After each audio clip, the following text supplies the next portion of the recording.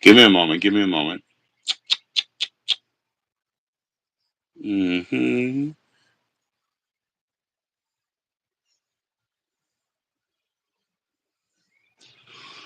Anybody ask AI any questions? Did you get any answers that helped you? I doubt it. I didn't. I mean, I don't doubt it, but I did not. You know. So there you go, kids. Me, them.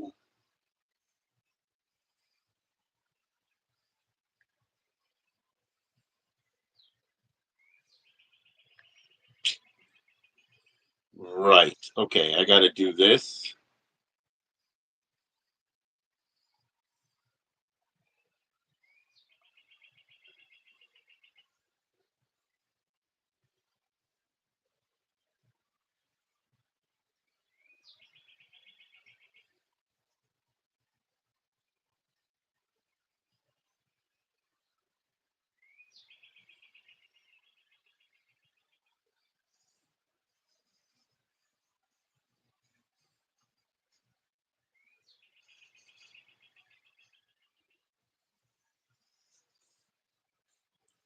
Yo, gal pal, what's going on? I'm just chilling in here. How you doing? It's been a while. I guess there was some kind of a purge in that meantime. So, no offense. You're back at. You know what I mean.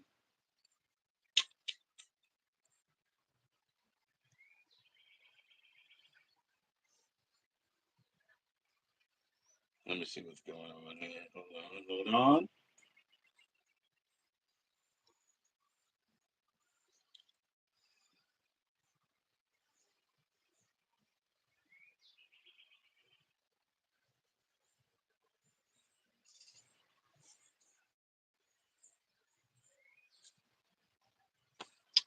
Well, gal pal, if you check your email, I sent you a joining link. I believe you could join up, and we could have a conversation about it.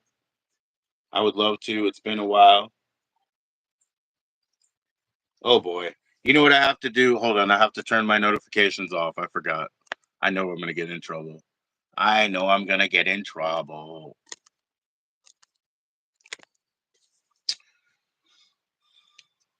You know nothing. That's okay. That's okay. You don't have to know anything. Look, look, I shaved, gal pal. I mean, I started. I'll have to do it again. I'm a little rough patchy. You got to do it more than once, you know? Here we go.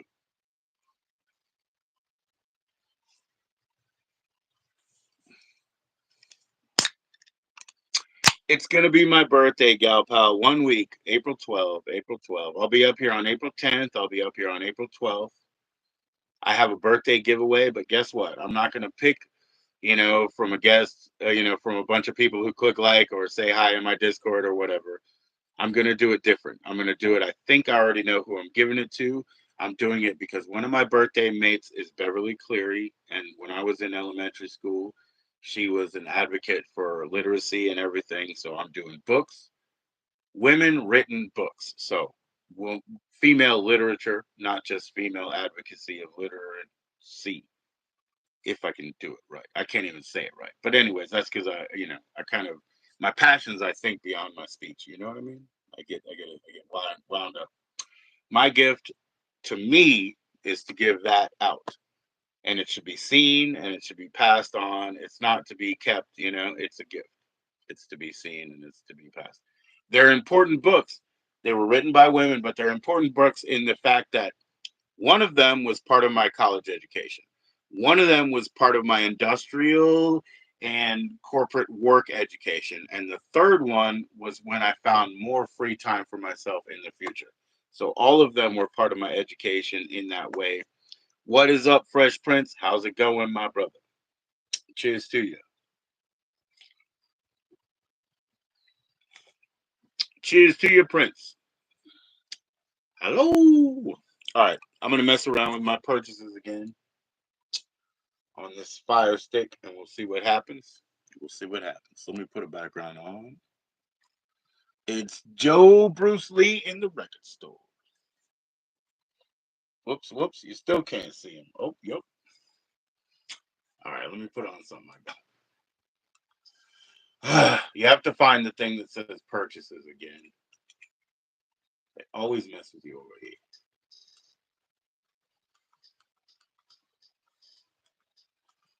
All right, here comes the fucking copyright strike. Let's go.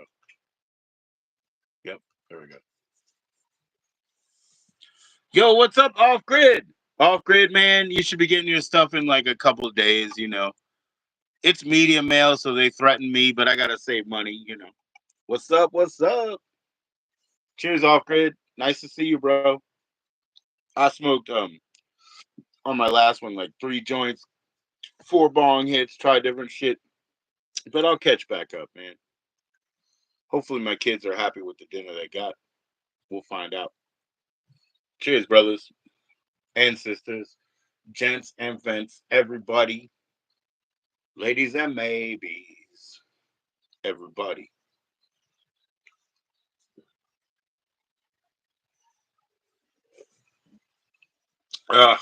Excuse me.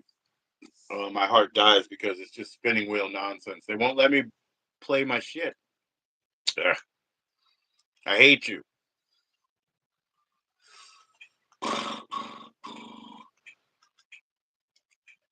Yeah, purchases, bro. I bought them already. Can't I listen to them? God damn, son of a bitch.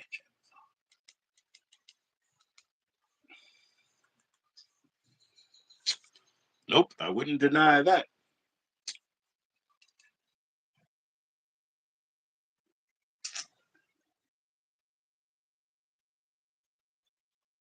Hey, Cosmic Orphan, are you there?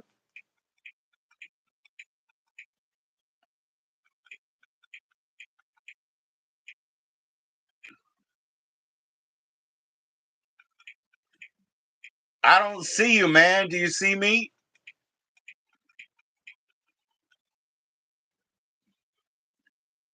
There you go.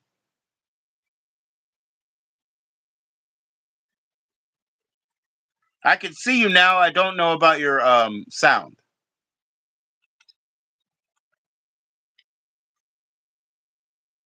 Can you hear me?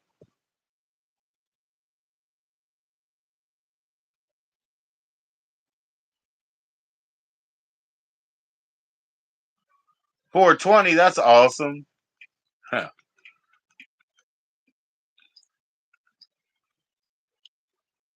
I can't hear you. I don't know if they can hear me at all. You might have to come back up. That's how it works sometimes.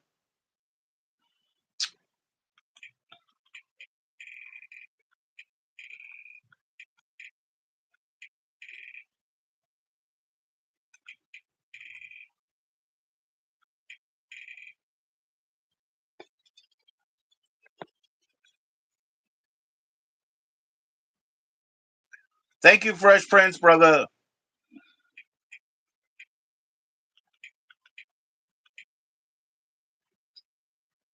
I know this one's a copyright hit if it plays. Hey, brother Steve, I think you got to get down and come back up. It's the only way to do it, because we got no voice and it's glitchy. You went out with a friend. Where'd you go? Cheers. I went out with my boys.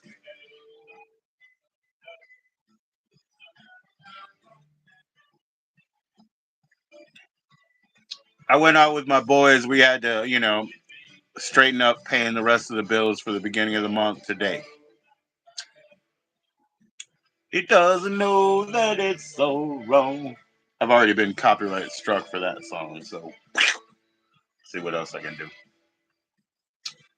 Simply fiendish, a child caught in a grown-up world. You want a dispensary? We have a dispensary, but I don't want to go there. It's $74 a quarter, and you got to write down your name. You got to make a medical excuse. Yo, Steve, I still can't hear you. I know you know that.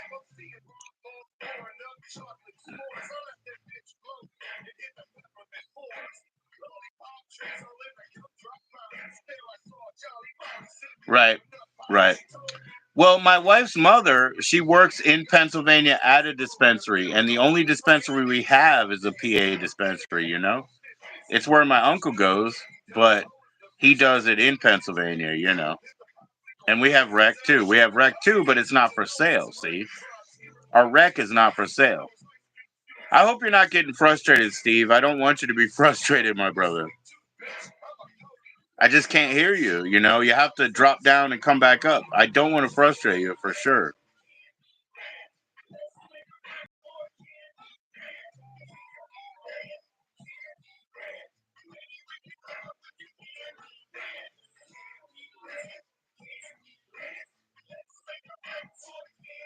Yeah, 120 is fine, Siberian. 120 should be a real good zip, you know? That's what we pay here if it's real good. But remember, legally, we don't pay. It's over 21-year-olds. We can transfer, you know, we can just gift, right? But 120, yeah, that's the top. That should be because of some good shit, you know? You can get a average 7 out of 10 for 80. 120 is where it drops out, you know? Well, no, our dispense is 75 for a quarter. Hey, can we hear you this time? I'm sorry.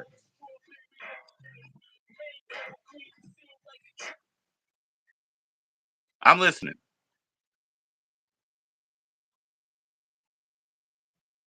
Yeah, we don't have Mike. I'm sorry, man. I guess YouTube side by side is mainly just the same quality. Okay. Mainly just phone, you know. If people have earphones in, usually that messes it up because the little floaty mic doesn't work. So you just have to use the primary.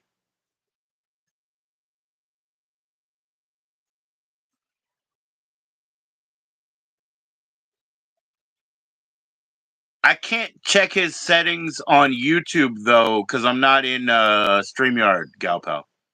In StreamYard, I can fix it all, but I don't have StreamYard until April 9th. And I'll be back on April 10th and April 20th on StreamYard. I mean, April 12th and 10th, my birthday and the 10th.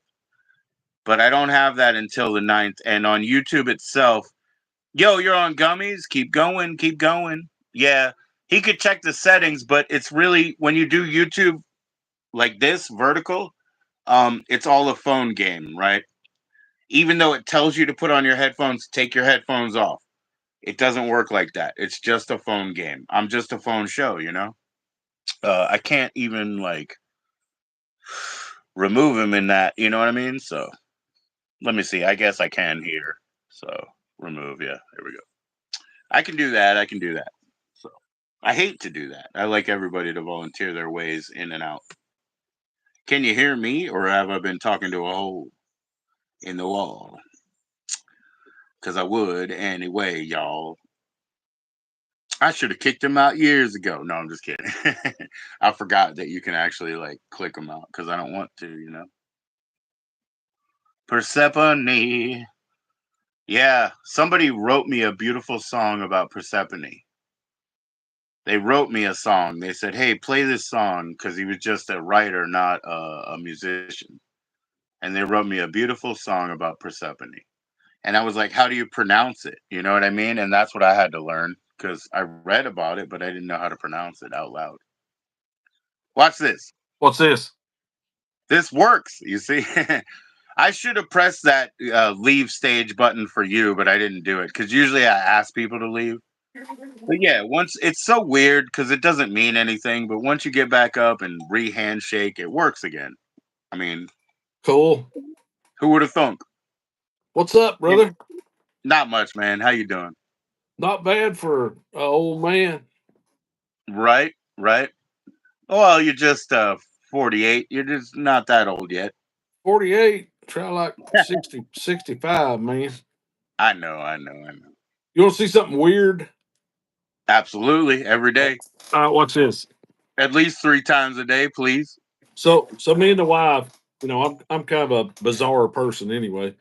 Me and the wife was out in this junk store at a flea market, and this guy's got stuff from all over the place. I mean, I go in there and scratch around looking for playing cards, tarot. Well, he had this monstrosity of a doll, which I bought Right. for $10, and I don't want to give nobody no nightmares. So prep yourself. This is a Oh yeah. trigger warning if anybody gets triggered. But it looks like this. Oh, Oh, that's like a. Oh wow, that's like an alien hybrid mannequin. That's like what was the French movie? Is that Um, not is that not Forbidden scary? Planet. Forbidden Planet. You see that one? Yeah. Look at them stumps.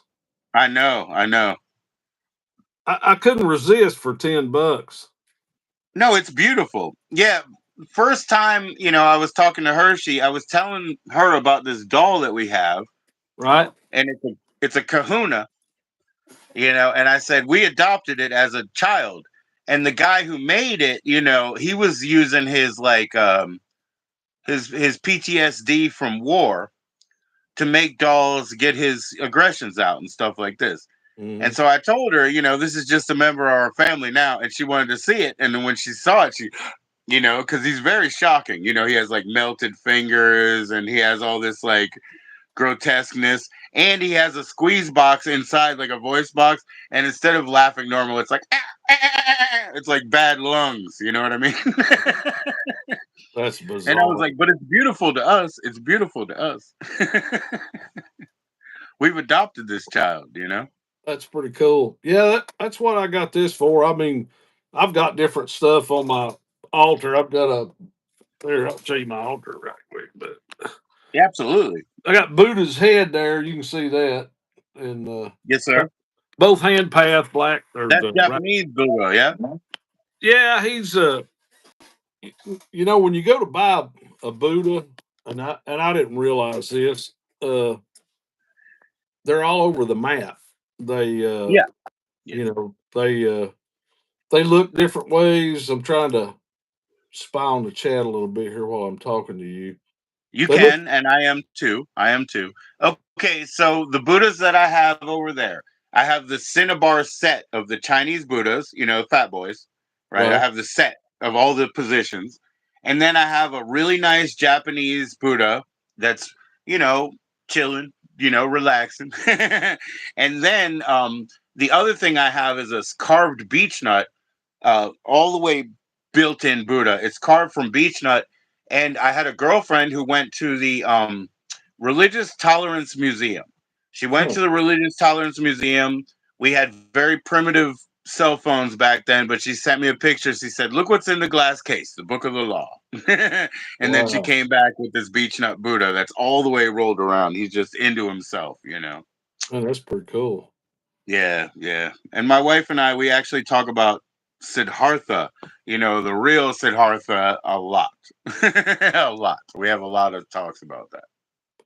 Yeah, that's well one of the things I've been doing uh, this week is I kind of get motivated to study when I'm looking at Hindu teachings. I go down and I pull up uh, Dream Tooth's channel, Yes, sir.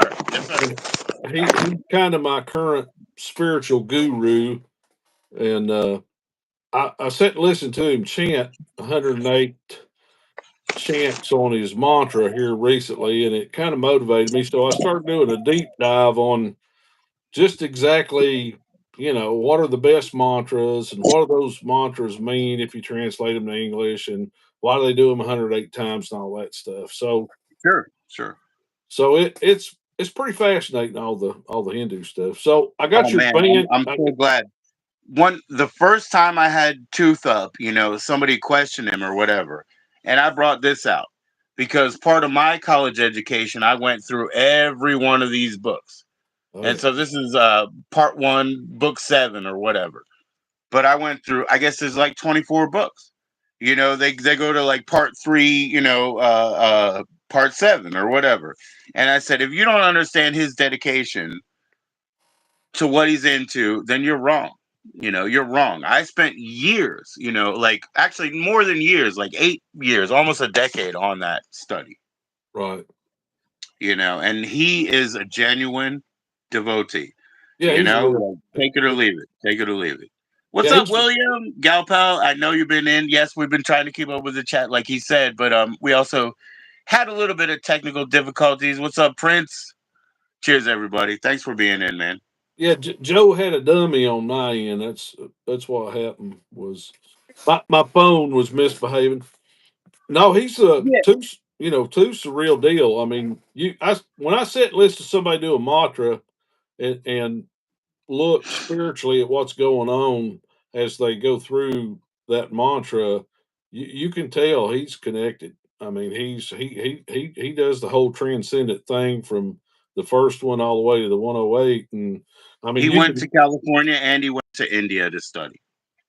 yeah, you could feel it. I mean, you can feel the energy change. I mean, it's pretty cool. So I So got your mate.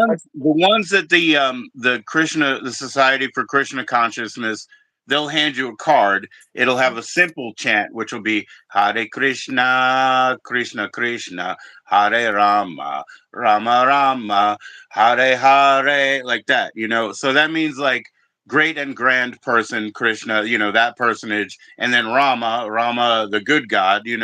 The Right, Brahmin is six faces, three female, three male of God. So, you've got, but there's dichotomy. So there's three good, three bad, really, if you want to just put it in comic book terms. That's what I told you. That's why I simplify like that. That's right, propaganda. That's propaganda. But it's easy to explain to somebody because they don't understand the underpinnings, the other levels. You know what I mean? So I'll stick with, I'll give you a poster. That's why we print.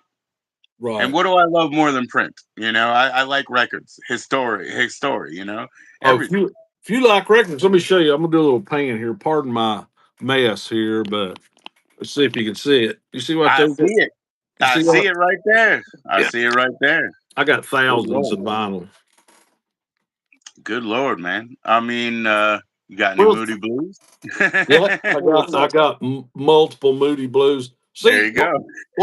what happened was, of course, I was raised on vinyl. I'm old. I'm 65, I but was too, though. My mom, uh, when I was like 3 years old and I could do it for her, put the fucking Everly Brothers on, flip it, clean it. She mm, was like, please take it over. You know what I mean? Like, if you're going to take away that hassle from me of every 20 minutes cleaning it and flipping it, she gave me that job. No problem. right. Well, let me just pull one randomly here and see what we come up with. Heck yeah, bro. Heck yeah. And I've got both vintage and like here's one. You see that? London calling. Yes, yes, sir. I got give them enough rope over there. I could see that. That's the Clash. Yeah. Heck yeah. I've got all kinds of stuff. But the reason I have so many is you know when people quit buying vinyl, I thought to myself, everything makes a cycle. This is going to come back somewhere down the road. There'll be a niche of people wanting to listen to vinyl. So I would travel around when we were out goofing off and antiquing and doing different stuff, and I would find these places, particularly one not far from me, within an hour's drive. And he had bought out every stinking record store that had went out of business within like a 300-mile radius, and he had a whole floor with all these vinyl for $1. Right. So I Right. spent months going up there on the weekend and digging through those boxes of vinyls and building me a vinyl library. And now, it's back, and you can't touch this stuff for. I mean, it's like gold all over again. Well, hey, I mean, my time period, it's not worth as much, right? But my time period was video rental stores, and I only had to find three of them that were shutting down to get everything that was on the shelf. I Right. have everything that was on the shelf because the distribution network, you know what I'm saying? So Right. it's not as varied as vinyl, you know what I mean? Everything that made it to the shelves, I have, you know what I'm saying? Especially in beta. Beta, Oh I yeah, have the first 1,200 titles they ever put on beta. I have all of them, that's pretty and cool. then in VHS I have 20,000, whatever. It doesn't matter though because there is more. But in Right. beta, I totally have when they used to advertise, we have 124 titles on beta. Multiply that by 10, I got everything they put out on beta. You know what I mean? Like I Oh just yeah. paid attention. I was tuned in. I got a video card at 8 years old. Yeah, vinyl, it passed me. When it did get cut off the shelves, right? Remember they had to make long boxes for CDs so they would fit into that Yeah. format. And Yeah. when they did pull them off the shelves, the cutouts and the returns or the X outs, they were like 52 cents.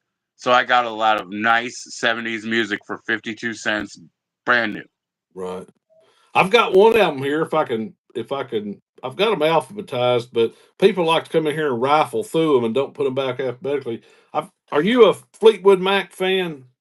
I am. I, I'll have to look here and see if I can find it, but let me give you the background on it. You know, originally Fleetwood Mac was pretty much a psychedelic acid band, For uh, sure. and of course the lead guitarist, he was apparently a schizophrenic, unbeknownst to him, and he dropped acid, and it, you know, uh, Unlock. grew. The Yeah, unlock happened, yeah.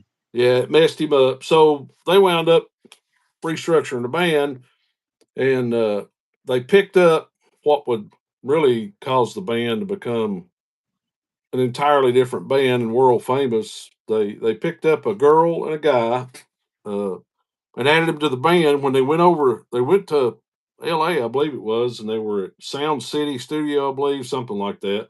I know Sound City, yeah. Yeah, They're and closed, but yeah. and the girl was Stevie Nicks, and the guy was Lindsey Buckingham, and they had their own band called. Let's see, what was it? Was it Buckingham Nicks, I believe? Just their Yeah, I last. think so, yeah. Yeah. Well, they heard they were cutting an album there, and of course, the original Fleetwood Mac was there doing some work, and they heard, Stevie Nicks and them, and so the rest is history. But I've got that album, the Buckingham Nicks album, and it'll probably never be made again because you can find it on CD pirated a lot, and Right. you can find the LP still in LP stores and antique stores and stuff. But if you want to listen to that album, you'll see this is even before they got in the band Fleetwood Mac. If you listen to that album, you will hear where Fleetwood Mac from that point forward got their sound in almost all of their albums. Yes, sir. Let me see if I can find it. Yeah, Uh, absolutely. Yeah. Yeah. I'm gonna- Lindsey Buckingham, that's the drummer. uh, well, let's see. Yeah, he played guitar too. You're thinking of Mick Fleetwood, aren't you? Oh no, no, no. Mick Fleetwood's the drummer. I'm sorry, sorry. Lindsey Buckingham, the one that joined in with Play her, guitar. Stevie Nicks. Yeah, let me look while you talk. Go ahead and Okay. talk there. Oh no, no, no. He's looking for the Buckingham Knicks. I can't even say it. I've seen Stevie Nicks in concert actually, but only because I was working there. But it was awesome because my mother brought her friend, and then her friend gave me like this beautiful Stevie Nicks. Man, I always used to say one winged dove. You know what I mean? Because Oh that to yeah. me is a sad thing when a one winged dove is flapping. But the white winged dove. She gave me a dove shirt with Stevie Nicks on it. It was real nice, just because I was there serving beer to them working. Yeah, she's let's see. Getting close. Getting close. I thought it was. Unless somebody swapped it out on me. I'm gonna choke somebody. Probably in the bees. Let me go to the bees. Hold the phone. Oh, okay. Well, here's the only thing I'll do in the meantime. Here you go, Amy Grant. My mother used to like to listen to that, so that was Oh, another thing that I could play for her on the turntable all the time. oh yeah. I'll find it. I'll find it when my wife gets back over. I'll have her go through here. I'll be here all night. Yeah, speaking of Amy Grant, we back when I was in a band, a Christian band, Yes, sir. we opened for her and can't remember the other guy, Greg Dunham guy, Jeff Dunham. They were Okay. they were just starting out in Christian music. Amy's daddy owned Life and Casualty building down there in Nashville. He's pretty wealthy, and I think he hired Brown Bannister, the producer, to produce her. But when she was first starting out, she was playing like Quantity of Coffee House down in Nashville, Oh and yeah. in college venues and stuff. So we Yeah, had a when my mother started listening, it was just folk music. It was very simple, like coffee shop folk, you know. that's the way she was when we opened up for her. We played first, then it was her, and then it was Greg Dunham. But she was just her and her guitar, and of course, we were full complement band. We had Right? lead and rhythm guitar. I played bass. You got a five-piece combo, man. You got it all. You got the rhythm player, the lead, the rhythm section. There you go. You know. Yeah, yeah, we had a piano player and the whole 9 yards. But you know, when she played, we played at a college, Tennessee Tech up there at Cobble, and of course she did really well. I mean, you could tell that she had some talent, but it wasn't a year and a half later after her dad hired Brown Bannister, she just went stratospheric. I mean, You she know went what? That's absolutely true, and it's obvious. You know, it was a big deal. It was obvious, but that's what they say about Taylor Swift. They say her father bought 100,000 copies of their first album and just put them in a warehouse just to get her gold status, and you can do that because right. then when you go to Apple Music and it's like I want to listen to anything, and it's like, do you want to hear what's number two?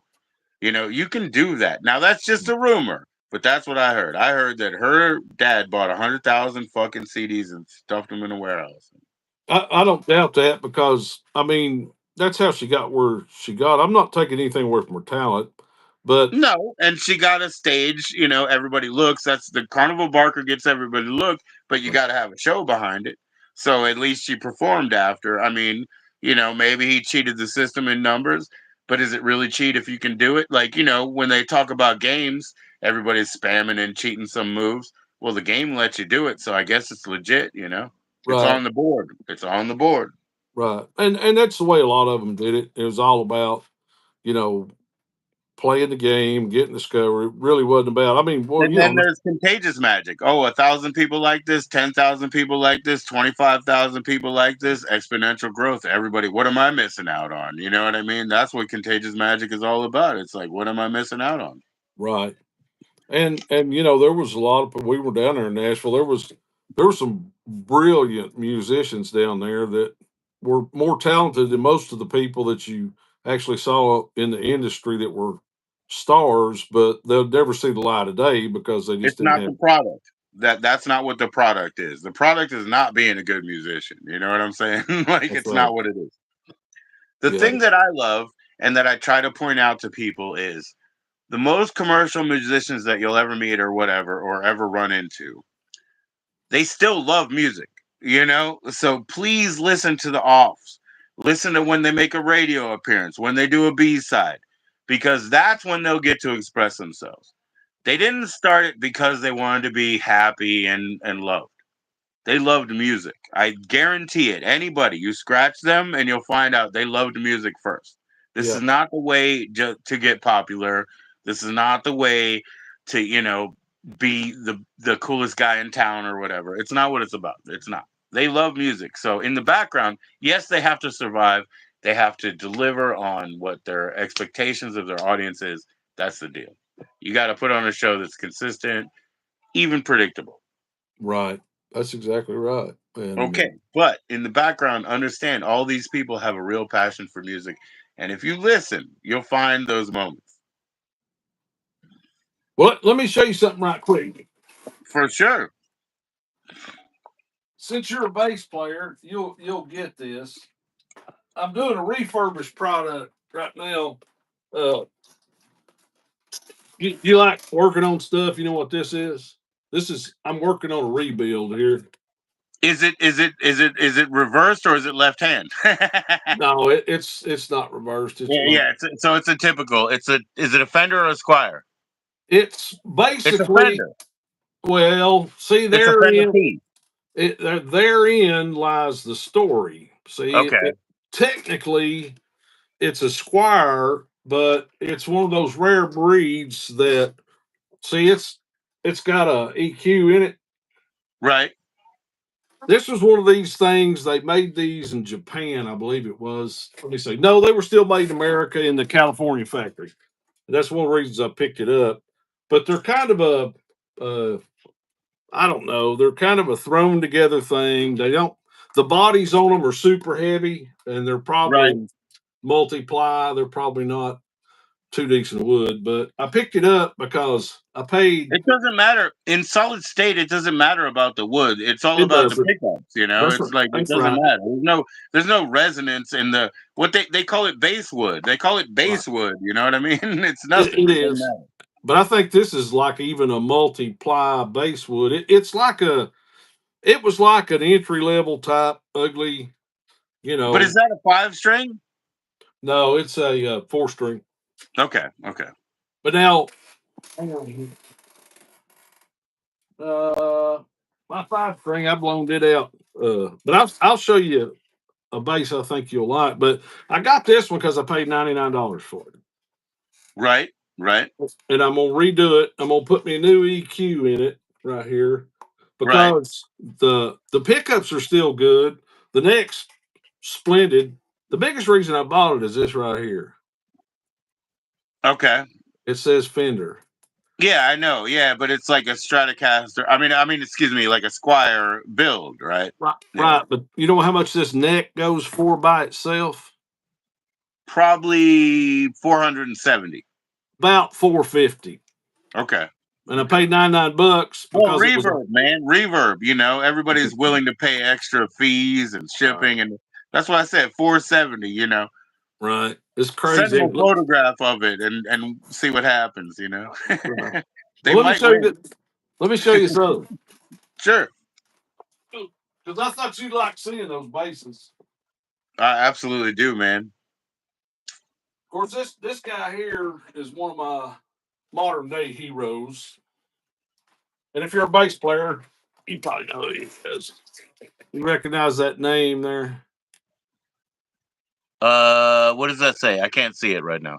It's a it's a Marcus Miller V3. Oh, no, no, I don't specifically recognize that. No. Yeah, Wow. it's built on the Fender Jazz style, but Right. What's up, Stink Bug? it's EQ'd also. Right on. Right on. But Yeah. you need to check old Marcus Miller out if you're a bass player. No, I will. I will. Thank you for that, man. Hey, Stink Bug, man, I have to ask you this. When you were talking about the person who didn't have your back, you weren't talking about me last night, right? Again, Oh, like, I was just going to sleep at 4 a.m. But I'll tell you what, man, I have a join in link here. I thought I need to go to Discord and send it to you too, man. It's only one at a time, but yo, well, I understand. I can get off there, Okay. Joe. What's that? I said I'm just the Ed McMahon on your show anyway. I can get off here, let Stinkbug come No, up. no, no, that's not even the deal. No, no, no. Like, no, no, no. They'll come into chat and say, "Hey, can I come up?" It's no big deal. I'm just saying it's a different way for me to contact Stink. I think it's by Discord, and I will. Well, I've been playing around with a new streaming software, and Okay, what's that? well, I have a hard time remembering the name on it. Let me pull up my email here. I know the one they're advertising right now seems to be Restream. Yeah, it's Restream's rated pretty high, but this is like a eMuck or something. Let me see here. Why do I always see like in Restream though? I always see like the guy, maybe he'll have two guests, but somebody's going to have like a tiny little window. That's the thing that bothers me. I don't want somebody to have a tiny window, Well, where this somebody is looks like the dominant. this. I've been pretty impressed. Of course, uh, I'm Never still had any bad thoughts. Yeah, it was something about adminning, brother. And yeah, I thought it wasn't me, but at the same time, yo, you have to understand at night I can't see. I don't hear that well either. So, when you're whispering along, But I'm going to send you a join in link by Insta right here, Bug. It says create live. That's the correct thing. Just hold on to it. I can go ahead and get off, put him on there, man. That Nah, he didn't ask. He may not want to. He may not want to. Now, my favorite bass that I have is an Ibanez Sound Gear. but I Oh yeah. always loved Ibanez guitars. Right. It's a Japanese make, sometimes $250 off the shelf. Mhm. You're gonna get what you get from 2000 from a US make. You know what I mean? So I used to love those. I was not a guitar player. I was put in that position. So I had to have something with nice, easy action and whatnot. Right. So Ibanez was my deal. It's like when you showed your your Fender bass and you're gonna rebuild it. Well, same thing. You ask what's the neck worth? Probably 180, like I said. Right. I used to spend just about that for a new guitar. Just try to get it through a year or two. If I spend $210 and I get 2 years out of it, we're square. Right. And so I gave away all my best basses. I really did. I Well, gave them away to younger kids. I was like, take this on, because they would have right. interest. Right. Yeah, I kind of did the same thing, but what Yo, happened? Bug talk bass. That's crazy. What? Uh, bought a base for. Well, I was reading the thing. I got rid of all my stuff, and then when I retired, I decided to get a few things back just to be able to say that I had something to hand down to my kids, so they can say, you know, you blew everything, Dad, and gave away everything to boot. So Well, here's a fender for you. Here's a precision bass made in Mexico. I actually had an American made Fender that was my original bass, Right, right. a '77 model, and it was great bass. I played an Ibanez too, which I loved. I actually liked it better than the Yeah, I have that active sound gear, the SD, like I have the active sound gear Ibanez. right, Nobody hates that. Like there's no bass player who's like, "Oh, I can't do this on stage." right. It's an instrument that works for everybody. It's really good. Yeah, yeah. I've got a. Well, hang on. This Yes, will be sir. the last one, so I don't bother you. But No, you're not bothering me, man. You're not bothering me. I got to take a break for a minute. I'll be right back. You bring that up, I, and I'll be right back. Give me 1 minute.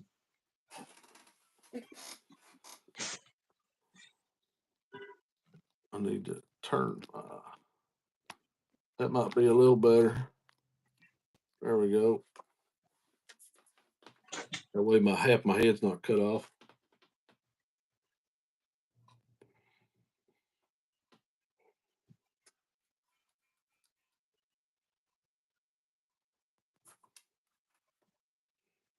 Just trying to see who's in the chat.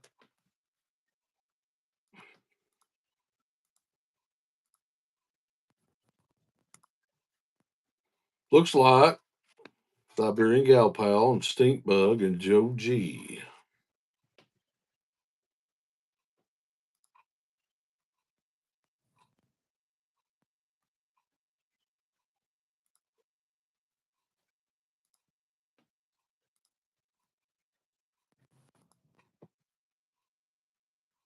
Off Grid Terps is in the house.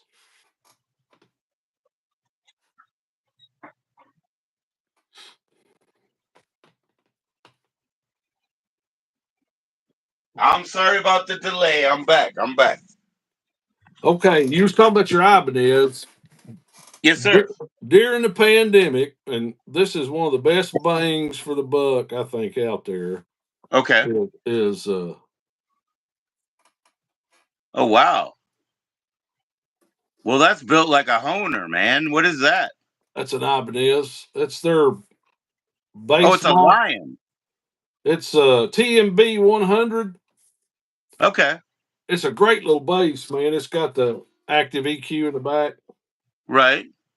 and So can you get that for less than $700? oh man, you can get this thing for a couple $100, and it plays like sweet. Yeah, I see. Look at that head. It looks like a honer. It Now, a does. honer is a $3,000 bass that I would like to have, but I can't. It's never happening. I don't care. You know what I mean? Like, Oh yeah. it doesn't make the artist, okay? I'll just stick with that. Right. The tool doesn't make the builder, and Right. I'll just stick with that because I can't afford that ever. I know where you come from. I always wanted an alembic. You ever seen any alembic basses? Yes, I have. Yes, sir. Yeah, those were back when I was we're down in Nashville and in the band and everything. I mean, Olympic was just on fire, and you couldn't touch them. I mean, they started out, and this was back then in the 70s, 80s. They were 2 grand and up. I'm just telling you, man, if I get into one of those guitar centers or whatever and they have like a fretless honer and they can let me plug it into the electric, I'm like, yeah. I'm like, I don't really know how to play or whatever, you know. I'm just like, let me play with this thing. I love it. Right. I have the But, best time, you know. but I play guitar too. Well, heck yeah, man. Yo, But off your turfs, what's going on? Stink Bug, you taught bass? Hey, Stink Bug. My uncle told me this one. So there was this young kid. He was interested in learning how to play the bass. His dad's like, okay, well, I have an old bass in the garage, son. Pick it up. I'll call up some of my friends. Okay. And the guy said, okay, you can take bass lessons, son, but you got to be serious about it. I just paid him for 3 lessons. He gave me the special, 3 for 90. I didn't even have to give him 100. Okay. So the son goes out the first day. It's a 2 hour bass lesson. He comes back. And his dad says, how'd it go? And he said, oh, pretty good. Your guy's pretty cool. He taught me how to play 3 notes up here on the E string. Oh, yeah, show me, And he was like, bum, bum, bum, bum, bum, bum, bum. And he was like, cool, son, cool. Then his son, went out to his lesson the next day after school, and he didn't come back for 12 fucking hours. And his dad said, what the hell happened, son? He was like, he taught me 3 more notes. I got a gig. pretty sweet. That's all it takes, man. That was the universal slogan forever was, if you know 4 notes. And the poor bass players, man, they get no respect. Oh, they don't. Until they walk off, and then the drummer says, man, you better get a bass player. Oh man, the worst thing in the world is a guitar player playing the drums. I'm sorry, I have to deal with a lot of them. But the problem is, if a guitar player plays the drums, all they do is count. They don't know how to rest, and that's the problem. Like the rhythm is in the rests. It's in anticipation. It's in elliptics. Elliptics. Does that make sense? Yes. Yes. Elliptical rhythms. Where the drums are right behind the bass or the bass is right ahead. That's how it really works. Guitar players, they don't know anything about rests. All they know how to do is count. And so when they play the drums, they go, and it's an embarrassment. It really is. Oh, yeah. Of course, there's been some amazing drummers down through the years. All the old school guys, Keith Moon and John Bonham and all those guys. And, Yes, sir. Yes, sir. Yeah. Bonham's son's really good too. Oh, Uh, sure. Jason Bonham. Yeah. yeah. Jason Bonham played in the reunion, I guess you would call it, of Led Zeppelin. Jason played. It Yeah. was wild. It was interesting hearing that music in that modern era of post 2000s. It sounded really soft, really, I don't know what you want to call it, spacey or whatever. It sounded a lot harder and raw back in their day. Same Well, music, same right. music. Well, it was cutting edge back in the day, and of course, the guys of Led Zeppelin. A lot of people didn't realize they were all classically trained musicians. You know, they. I think that's Sure. one of the reasons their music was so varied and different and brilliant. Was those guys were, they were people that were trained in music theory and everything else. So they just made it look like rock and roll. They did, but they also were they were delivering a lot of stuff that other people hadn't heard, in the fact that they recycled riffs and that sort of thing from blues and that. Um, and that is what it is. It's like other people never would have heard that. Now we have source material for everything. We can hear all the originals. Right, But yeah, they were delivering it to a mass audience. Obviously, they were British, and. right. Well, the really, have you ever been down the Blues Trail out of Memphis down into the Mississippi Delta and looked at any of that stuff? There's I have not. Jimmy has. Jimmy has. yeah, I mean, you have to understand. Like, we're kind of, we're pretty close. My band is just us now because my wife quit. It's just me and Jimmy, so we're pretty close. He's been there. He's definitely gave me reports on the ground. But that's yeah, all I get. yeah. That all the. Of course, I'm a big blues fan anyway, and you know, Oh, I almost bought a Lucille. That was, the guitar my father bought me in seventh grade for getting all A's or whatever. I ended up with a Washburn, which was okay, but I ended up hating it. Like I had to switch the neck out. I had to do all these things. I ended up hating it. And he spent more money, but I almost bought a Lucille because I loved BB King. But that's a big, huge guitar. oh yeah, it. Well, I went and toured the before they shut it down in Memphis. We were down there.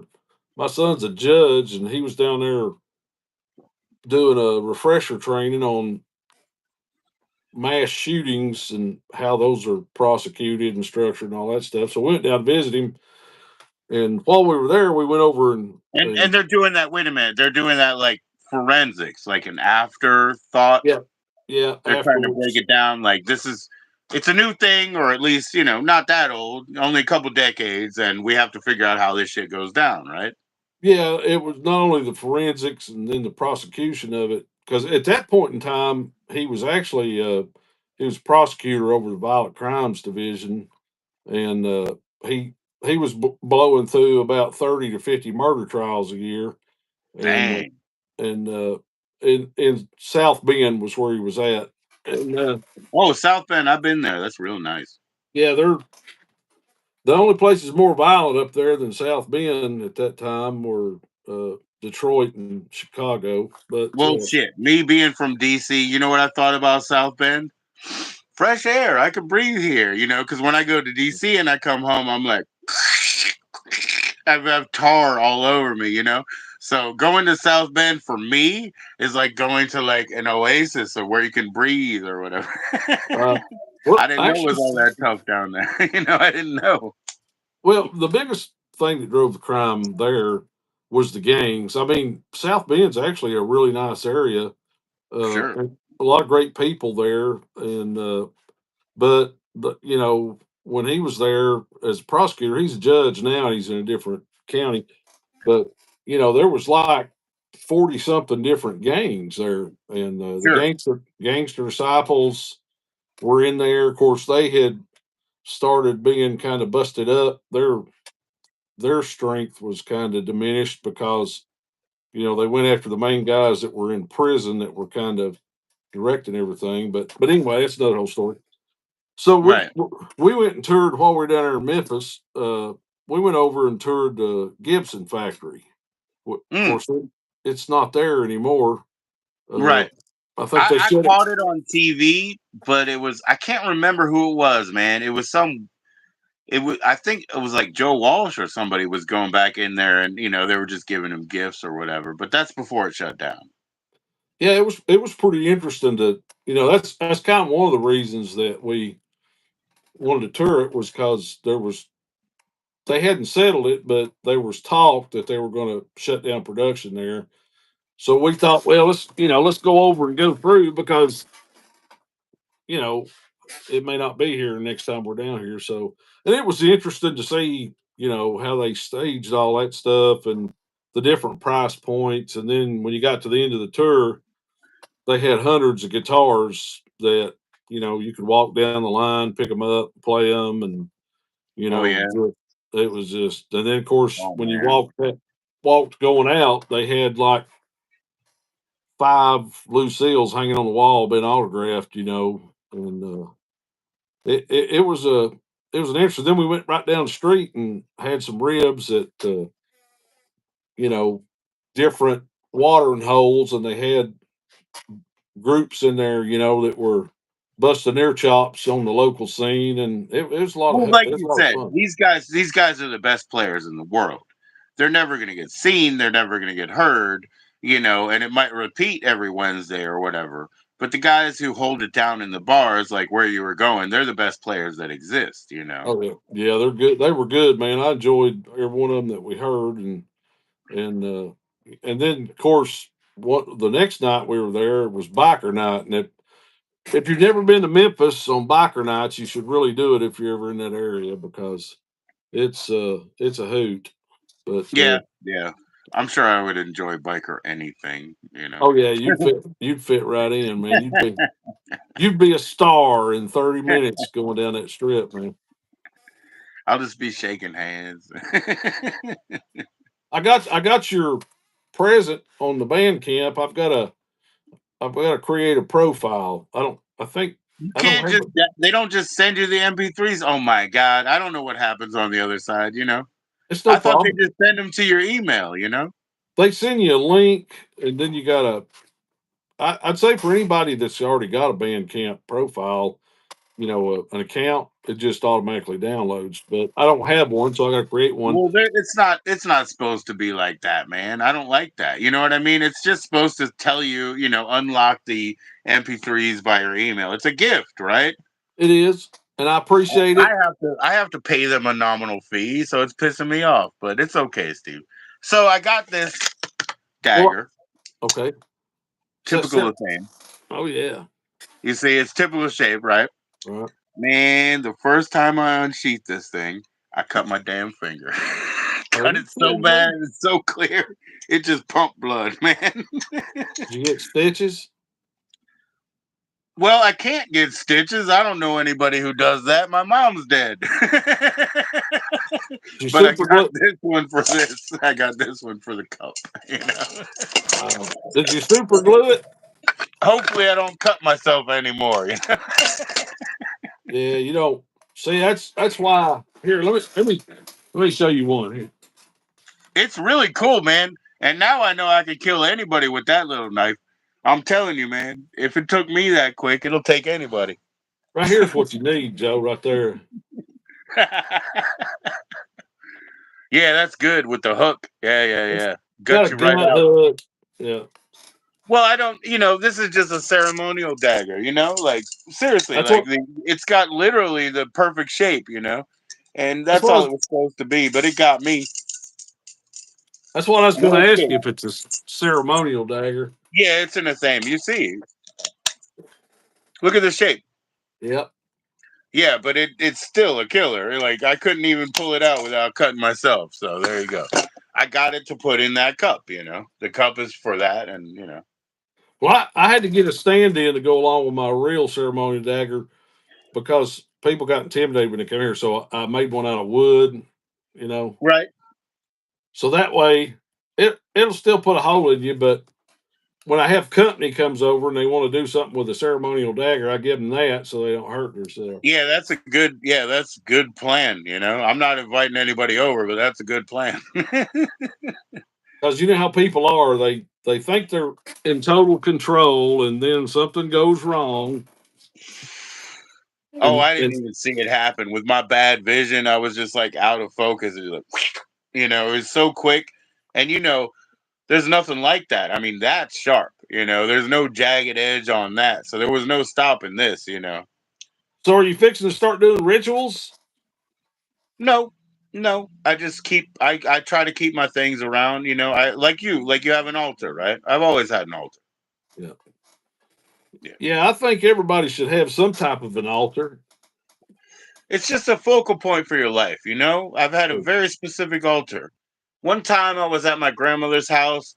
They have a knob, right? Like one of those little mountains, a knob that they own, right? So I crawl up the knob, fall down, I land on a rock. The rock is shaped like Africa.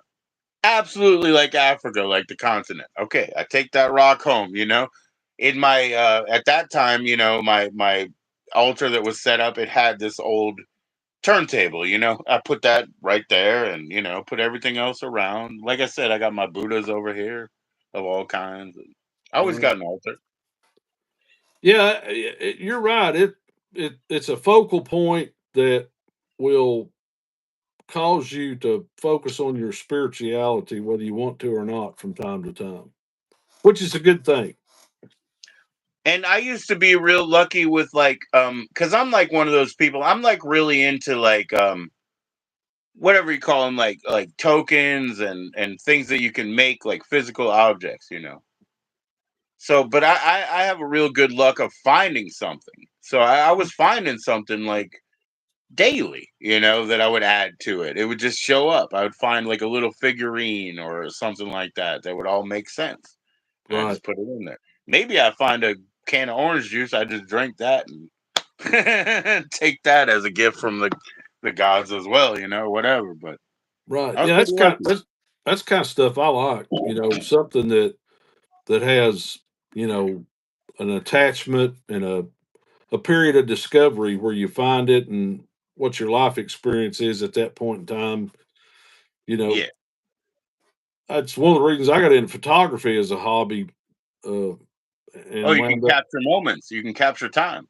You can really freeze time, and man, I did it for years. I even did it professionally for a little bit just to see, you know, whether or not I was really going to like it, and I really didn't like it professionally. I mean, it's good money, but it's a lot of stress, and it's a Right. lot of having to depend on a lot of other people. I shot weddings and some weddings, and I did it on the side of my regular job, for extra income. And but it's something all the time, because people, it's the most important day of everybody's life, Sure.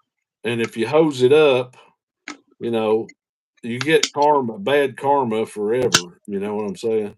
That's terrible, man. Back in the 70s and the 80s, when a videographer would do a wedding, um, his philosophy was nobody's gonna watch it anyway. Now you got to worry about messing up your whole karma. Like things have changed, you know. That's all. His philosophy was literally like, I'll make 87 copies. I'll put a bow around them. Nobody's gonna watch it anyway. Who gives a shit? Yeah, yeah. It ain't like that no more, man. It's Yeah, I know. Karen's gonna call you back. Let's fix Yeah. this. You talk about people dropping $35,000 to $50,000 on photography for a wedding, Yeah, yeah, yeah. videography and photography and the whole 9 yards. I mean, it's insane. You know, it. That wasn't the game that I was in. I mean, I'd make a couple of grand, for 2 days work, because Right. you really had to do 2 days work, because you really got to pre-plan, and then the day of the wedding, and if you don't pre-plan, the day of the wedding will be an absolute disaster. And then of course all the people, both parties, the husbands and the wives, the groom and the bride, you can't depend on any of them. You map it all out, you have meetings, and you give them maps and guidelines, and everybody shows up 40 minutes late and blah blah blah. So it's like Yep. herding cats, is what it's Oh about. yeah. Oh yeah. Oh yeah. Oh yeah. It's like the like me. I'm gonna be the artist manager room. I'll hand everybody a crayon. Please write down your name. No, stop eating that. Stop eating it. They're not Right. gonna do anything. Yeah. Not gonna do anything helpful. You know. Right. And then you've always got the little flower girl or the ring boy wants to take off their clothes in the middle of the ceremony, Sure. stuff Sure. like that, and it's just something all the time. Well, you know what? I'm gonna put this back in the background, the Kabbalah game, because I realized I played that. That's awesome, man. When you sent me that image, that made my day. That's the coolest thing I've seen in a long time, man. Now I realize I played that because I remembered I used to have a thing for my what is it? Just a regular roulette because it was battery powered and we could all enjoy that in the basement. Now I remember the one people who had this in the basement, you know, and it was also battery powered because once I was looking at the alphabet and the yes no, which is like the Ouija part of it, you know what I mean? And then you got that weird alien eye in the middle that throws it all into a mess, you know. But that shit is so cool. That's so cool. That's one of the coolest things I've seen from any time period, man. That they put that much research and that much energy into a toy, a game, For sure. Yeah. and Just them so you things. don't think mom and dad are weird when they're, you know, in the salt circle over there. You just be like, yeah, it's fine. It's okay. They're sky clad. It's okay, mom and dad. Yeah, pay no attention to those deities. Yeah.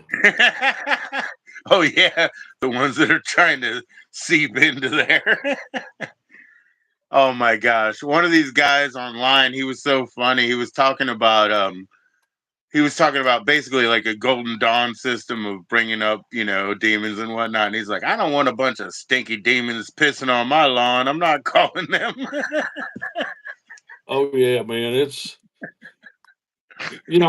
I've never really understood the whole premise behind a lot of the ceremonial magic. Anyway, it's there you go, there you go. Here, let me get mine. Let me get mine.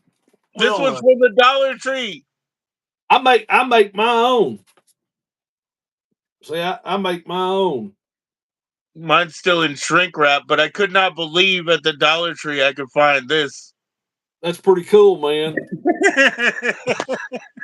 Tell me the Dollar Tree is not psychic. Yeah, I don't know. I don't know, man. Yeah, I think the whole thing with ceremonial magic, it's the dudes and the girls. It's like dressing up, and singing in rote, and but it is kind of interesting. Of course, a Nokian side of it's a whole different ball game. That takes a lot of work, memorizing a made up language like that, and if you don't get it right, they kind of give you the stink eye. You know what I mean? For sure, yeah. Yeah, we What? we talked about that. The guys who did that. It was John Dees and Oh, Kelly. right, Ed, there you go. There you go. Ed- Yeah. yeah, Edward Kelly. Yeah, John D. and Edward Kelly. Eh, that there's actually a good book on that. That whole thing was it would make a great movie. That interaction between Kelly and D because it was bizarre. I Right. mean, it was bizarre. But of course now everything's chaos magic, like you were talking about the other night, and I actually like chaos magic a lot better because it it cuts out all the middlemen and all the trappings, and it actually, in my personal experiences, it gives you better results. You know, Yeah. Yeah. because the thing Well, about look, you have to have confidence, right? And so outside of chaos magic, you're in dogmatic magic. If you're in dogmatic magic, you might have second thoughts. You might, lack your confidence. You have to have confidence to go through. oh yeah, it's all about state of mind. The whole thing about ceremonial magic, is what Well, people ceremonial magic, you got to wonder where Saturn is. You got to do everything. Where's the moon? You got to plot the stars. It's a lot of work. There's a lot of anxiety. There's a lot of room for failure, is what I call that. You know what I mean? Anxiety is room for failure. You have to have confidence in your work. you do, and you have to know, and you have to have a good support system, and it's a lot of work, and the bottom line on both Enochian and ceremonial magic is it's all in you. I mean, whether you're dealing with angels or demons, you're actually dealing with yourself. I mean, that whole, making them show up in the mirror basically is how you pass the test. You going to call up a demon and he's got to show up in this mirror in front of all your brothers and sisters in their capes and their hoods to show that you actually have the moxie. But, But basically, that's the way that they train people in cloud busting, right? If people can believe that they've done that, then they take the mind off of themselves. Like they're like, "Oh, I've done that," Like when I was a child and I was there was a swim meet and there was just like one balloon up in the sky, up in the ceiling, and I felt like sending it around. Let's send it this way. Let's send it that way. Whatever happened happened, but the same thing as like cloud busting as a training technique, you see it happen, you feel like it could happen, then you have the confidence to try again. right. Yeah, it's collective hypnosis, really. It's uh, That's when people are, yes, that's what I need to explain, because these other things where people are like, whoa, that's weird, whoa, that's weird. Where's the divine intervention? It isn't divine intervention. How come that guy wins every time? It's because there's an influence to the entire room. That's why. You don't even see that happening. That's the deception part. That's why I tell people to read like hand magic books. Because when you read hand magic books and you realize where the holes are in your perception, you can right. learn a lot. You don't have to learn the tricks, but read it and learn the psychology, the thing that you're missing. Yeah, the psychology's part of it's what fascinates me. That's one of the things I've been doing a deep dive on here is uh, I study a lot and I'm doing a Jungian overlay with the tarot for life path work through for people so that you can take your birth chart and work through uh, Carl Jung path in the tarot with certain rituals and identify, your psyche and what your shortcomings and your strong suits are. You can do an ego check, all that kind of stuff, and Yes, sir. it's pretty interesting. But I mean, you got to be into that kind of stuff. Most people, not going to spend the time or the energy. They'll just smoke a joint, drink a beer, and read a book Do it about. all. Do it all. Do it all. I mean, I uh, love reading the book after I smoked a joint Me too, and man. smoked a beer and drank a joint or whatever I'm I with you, did. brother. I think if we all smoked more joints and drank more beer and had conversations like this, the world would be a better place. I think the So world's a better place already, right here. It it's really is. definitely less stressful at this level, I think, than all the trying to maintain all the status quo out there that goes on every day. Yes, sir. Yes, sir. That's detrimental. When you start getting hung up on that stuff, I'm telling you, you take it out on the closest people to you. And then you create divides, with people that you need. And that's, who's the bad guy here? Pay attention. It's him outside. It's not us. It's not us. Right. It happens forever. My father, I mean not my father, my wife's father, said to me, "Don't let the school get in the way between you and your kids or whatever." Because from her background, he was like, "They're going to make a bunch of phone calls. They're going to make a bunch of accusations." Now he doesn't associate with any of us, so like he failed that part himself.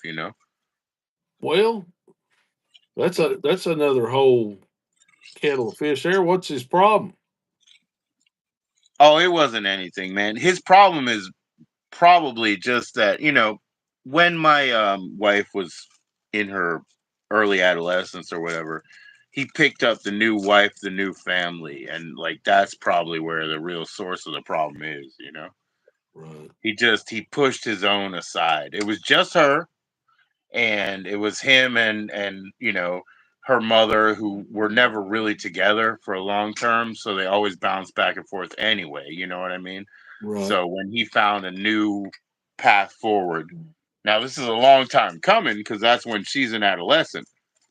But when it comes up to her, maybe let's say 8 years later, yeah, he just couldn't take it anymore. He Right. just couldn't take the inconvenience of having another family, I guess. Something like that. Yeah, that's tough. Something like that. So what? Yo, off grid, you should be getting that box in a couple of days.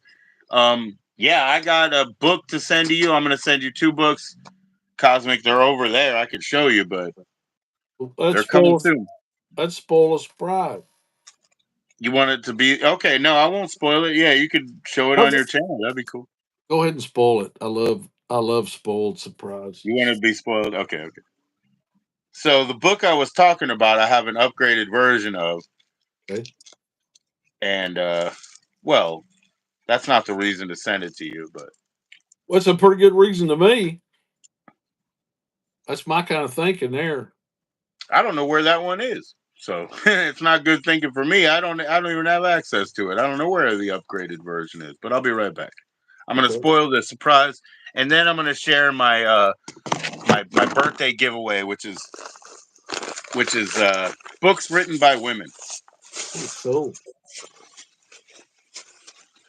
because Beverly Cleary is my birthday mate, and she Okay. was a female in the advocacy of literacy, and so I'm advocating female literature. Oh, that's cool. I see a hobo is in the house. Is Hobo in the house? Hobo and Off Grid are in the house at the same time? That's awesome. Cheers, Hobo. What's up? All right, I grabbed my book bag here. All right, whip it out. Is everybody having a good night? We're having a great night, man. On a whole. All right, so here we go. I'm gonna send this to you. I found this on the side of the road, but it was a children's understanding of how you can't shit on everybody's religion. You just have to accept each other. Oh, I that's found cool. that on the side of the road, but it was like somebody's, science board. Oh yeah, man. That's cool. So I'll send that. But this is the book I wanted to send you.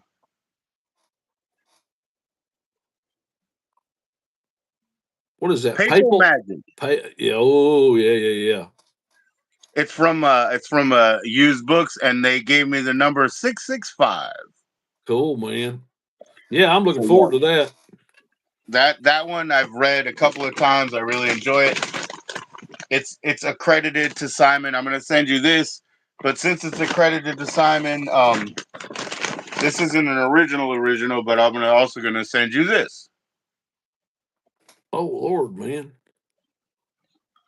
So That's you can enjoy this. well. I'm gonna send you something back then, Well, because that looks accept like. it first.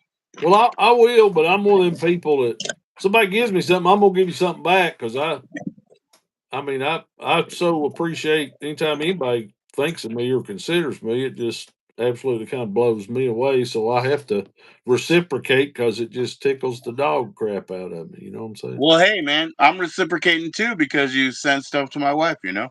Yeah, but that was a no brainer. I mean, you know, you've got a great family, and I'm sure you have a wonderful wife.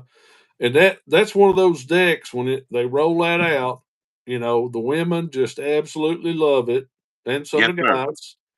And I saw how you was talking about it and looking at it and thinking about it, and I thought you need to hook her up, man. Well, I got her that Mama Maru set. You know what I mean? I got her that Mama Maru set, and she was very, very pleased. Good. She was Yeah, very man, you got to take care of the wife, happy life, man. Yep. I don't know, man. I don't know. I'm not really good at that. But anyways, so this one was part of my college education. This is my lady's books. A History of God by Karen Armstrong. Oh wow. One Yeah, one of okay. my favorite one of my favorite things about this is when she speaks of Judaism, there is no hell. Yeah, And they don't I they have don't believe in seen that. him. Yeah. I have seen that myself. There is no hell in Judaism. I'm sorry. I don't know where you come from, but there is none. Well, there's a whole history on that, but it's you get a lot of people fired up when you throw hell out the window, and then if you come around and throw the devil out the window too, because I mean, if you don't Happy have a spouse, hell, what do you happy need? house. Happy spouse, happy house. Old hobo got it nailed, and I bet he's got a happy spouse. Well, I mean, it's number 5, so at least he learned something along the way. Number 5.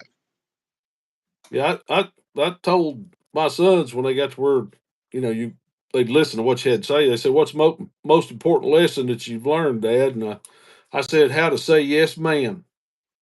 Yeah, for sure, for sure, for sure. So that was the one, that was in my college, my cultural anthropology. So That what's was the that. what's the premise behind it? Is she just Well, laying it all out? for the Judeo Christians, yes, yes, That's laying it good. out for the Judeo Christians. It's a really good book. You could probably find, some sort of online, easy, accessible version of that or whatever. Yeah, I'll find So me a then in Kindle.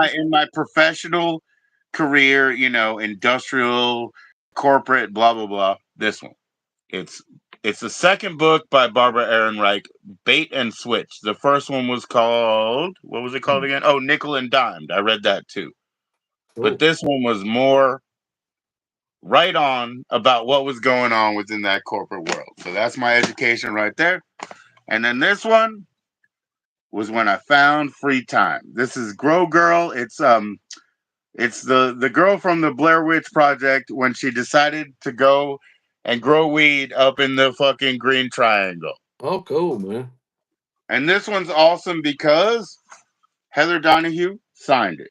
Oh, that's awesome, man. So That's it's like a really good. family heirloom there now. Well, it's gotta go. It's gotta go, man. There's nothing precious. Well, now I'm just going to tell you about nothing precious mentality. You got kids, and one of these days they're going to want something precious to remember you by. And I understand that, like I did with my mom. But the things that I grabbed from my mom, she bought for $3. Yeah, You know, it yeah, ain't nothing about that. These things they'll walk to the curb. I understand, but occasionally now they're going to want a sample of your music and a sample of the books that you held dear. They want a cross section, a smorgasbord of what made up your personality and your persona, so that they can sit down someday when you're up there with your harp and plucking away and staring down at, good old earth and what's going on. And they can say, I'm going to sit down here today and drink a cup of coffee and read dad's favorite book. Well, that's fine, man. But they got plenty. They got plenty. Right. So yeah, hobo is the thing. I mean, with my wife, it's like it doesn't matter if you know how to say you're sorry. She doesn't trust it. That's the background she comes from. I don't care.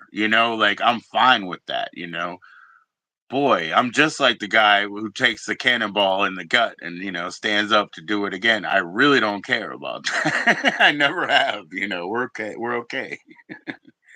I can say I'm sorry in the most honest way. She can't hear it. She thinks it's a hustle, and that's okay. Well, I don't know. You seem like a pretty easygoing dude. Of course, the dynamics are always different in a marriage compared to, you know, Yeah, for friendships, sure, for sure, for sure. because you've got that whole, you know, physical dance that people do as far as romance, and that's a whole different energy. Hey, man. I mean, I'm totally fortunate. I'm not complaining. True acceptance is change behavior. Yeah, yeah, yeah. She better change her behavior. Oh, there you go with the old patriarchy. You're going to get emails. It ain't about man and woman, man. Not here. It's not about man and woman. No, it's really not about man and woman anywhere. It's just about. Yeah, but you got to have them somewhere. That's the thing that people lose. You have to have both. You have to have both energies. Well, I mean that's the see. The whole thing, we've got this whole dialogue going on here, about gender and all this other stuff. And I simplified Different. all that stuff years ago because, you know, I look at things two ways. First off, everybody has a physical body is driven by the laws of the manifested realm, whether you like it or not. If you So this is what, like Freud or somebody else would say. These are all the barriers you run up against. right now, how you identify with your physical body and act out your path in life, that's a whole different ball game. But as far as you got to have a masculine and a feminine to produce an offspring. Just like trees and flowers and everything else. You know, you got That's you why got I to have a. ordered the dagger, isn't it? That's why I ordered the dagger. I mean, I wasn't fooling. I understand. You know That's what I mean? exactly what it So is, brother. the thing about the freedom of my family, we have everything. We have every type of gender. We have every type of orientation. Whatever, Right. whatever, whatever. None of that stuff matters. You know what I mean? Like none of it matters. So Exactly. when people like create it, they're just creating like an enemy that they don't have. They're wasting their own time thinking about that shit. Well, It's see, ridiculous. all that association stuff is driven by society. See, Right. it really doesn't matter. We should know each other based on what we are energetically, divinely, and But our, we do have a simple social language because we have everything, right? We're a bunch of fucking Italians and Germans that have everything. We weren't supposed to change our minds in the past, but we did. Like everybody says, oh, you're Italian, you're a little bit racist. Like, no, no, no. But we had to change everything. So the thing is this: born as, presenting as. I was born as male, I'm presenting as male. Whatever. You Right. know, she But was born as such and such and is presenting as such and such. Some right. of them got cut. Some of them didn't. Some of them Right. have dead names. You know what I mean? And like sometimes that's offensive to the other people that named them the dead names. So Right. all that shit goes on. Right. I But mean, if we it just got to respect everybody, man. I mean, there's no hate. Don't create false enemies. You're right. wasting your time creating false enemies. What's up, Ever? Right. Ever, Well, you false enemy, you veiled threat. well, see, if everybody would just simplify it to this, that we're all divine beings and we're having a manifested, experience in this realm. And when A we're little done drop and of our the super bodies, soul is caught into a bit of matter and we're having an experience, and right. But I'm we're a jerk still, sometimes. I didn't say hi soon enough. Hi. you're going to he'll get his feelings hurt. Come over here and sit on my lap, Ever.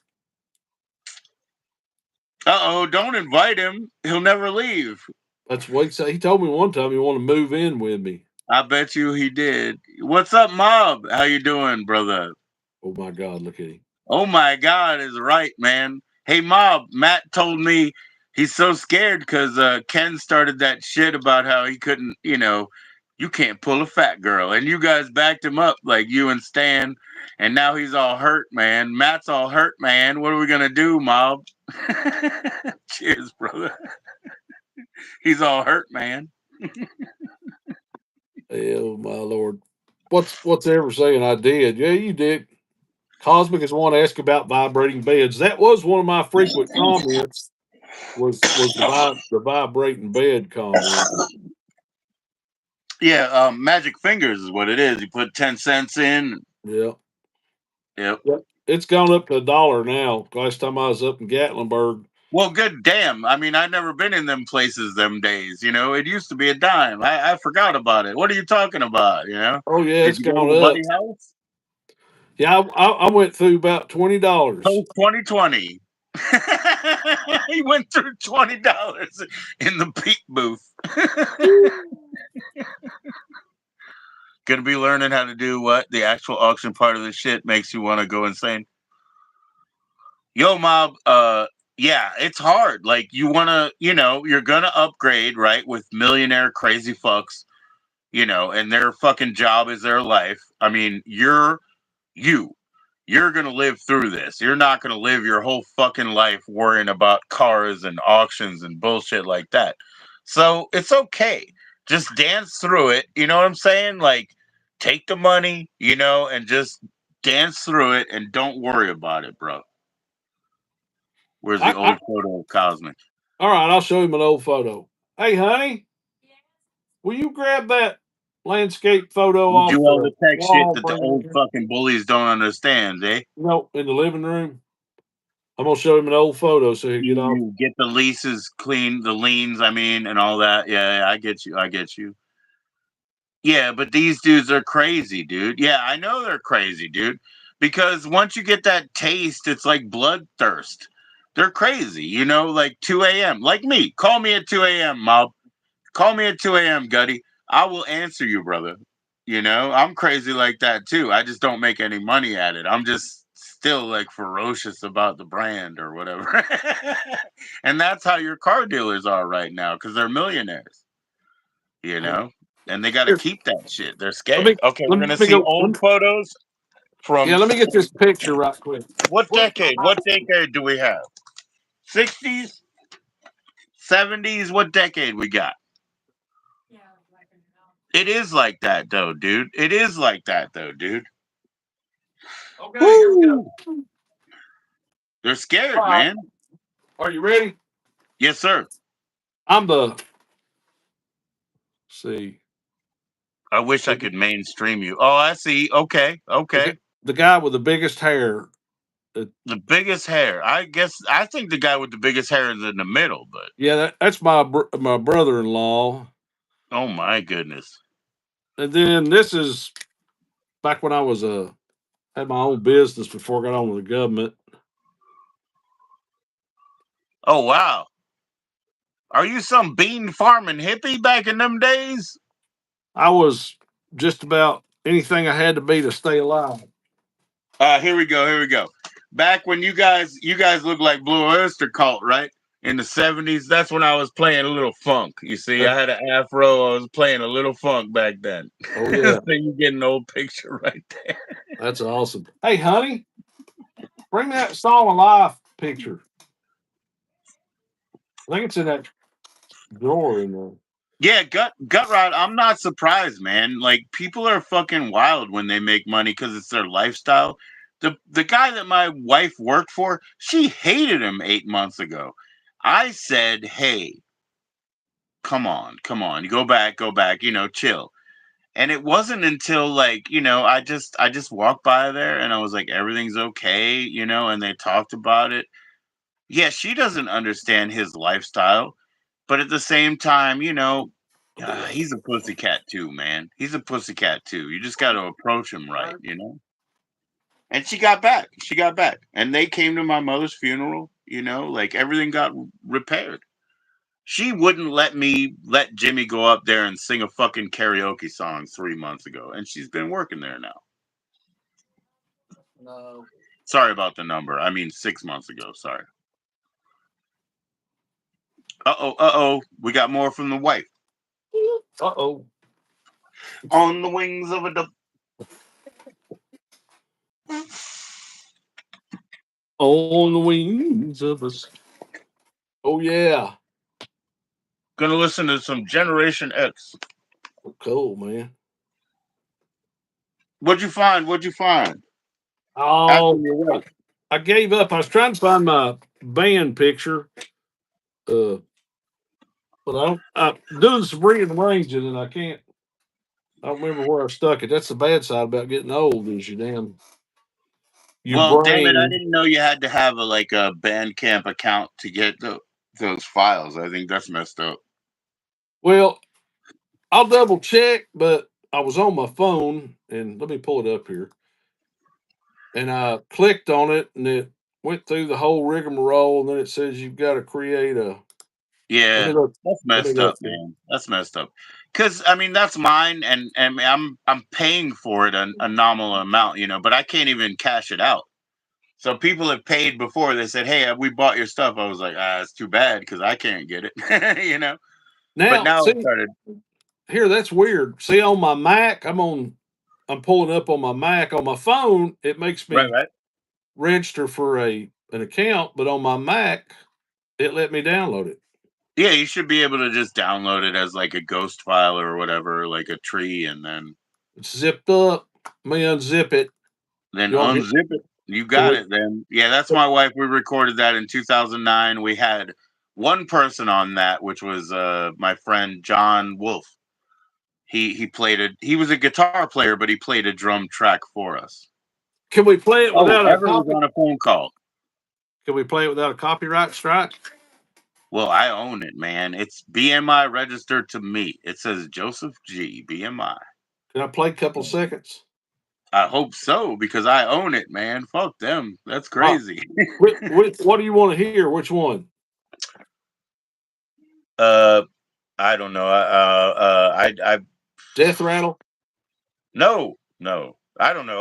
I've heard it enough. You just listen to it on your own time. Okay. If you want to hear a song that's just me, you can play Half Holiday. That's just me. No Okay. assistance. Me, the recording, and the wires and the sticks. Let's Just see me. it. No other humans.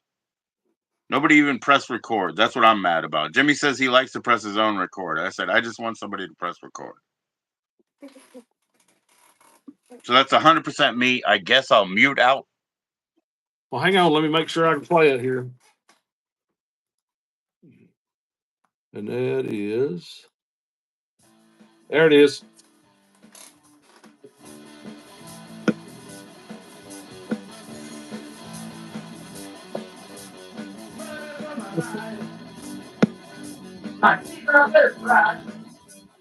No, we can't really hear it in there. You better press pause. Yeah, we can't hear it on your phone thing. It's okay. I have it on my Okay. I have it on my StreamYard. We'll play it another time.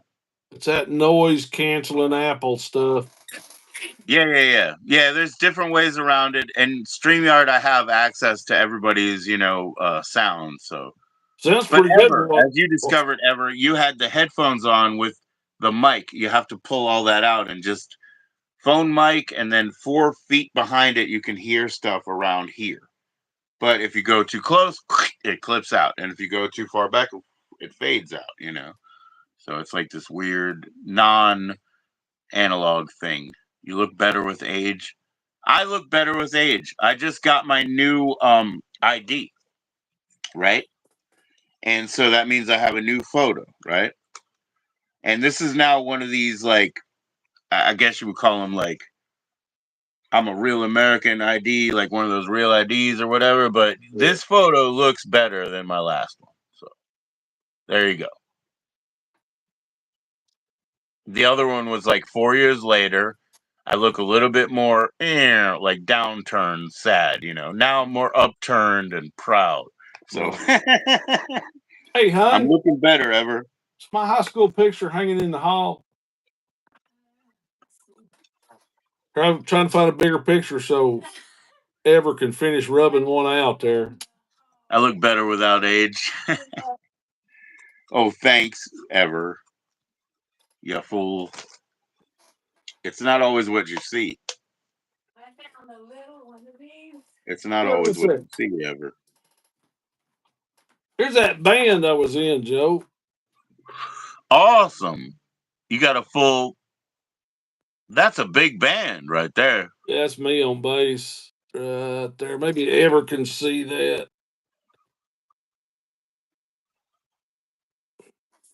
Yeah, man. That looks gospel. That looks very gospel. It's Christian rock. Christian rock. You're not talking about my posture. It's not good. So silly. He's so silly, man. Hey, Ever, I like your firm mustache. He's got a stash now, man. That thing. He definitely does, man. There's Jessica Rothman's in the house. Hey, Jessica. Jessica's so mad that she's not a mod that I'm not going to make her a mod. I'm gonna tell you something about Joe. He's not. He's not like everybody else in cyberspace. You got to earn mod with him.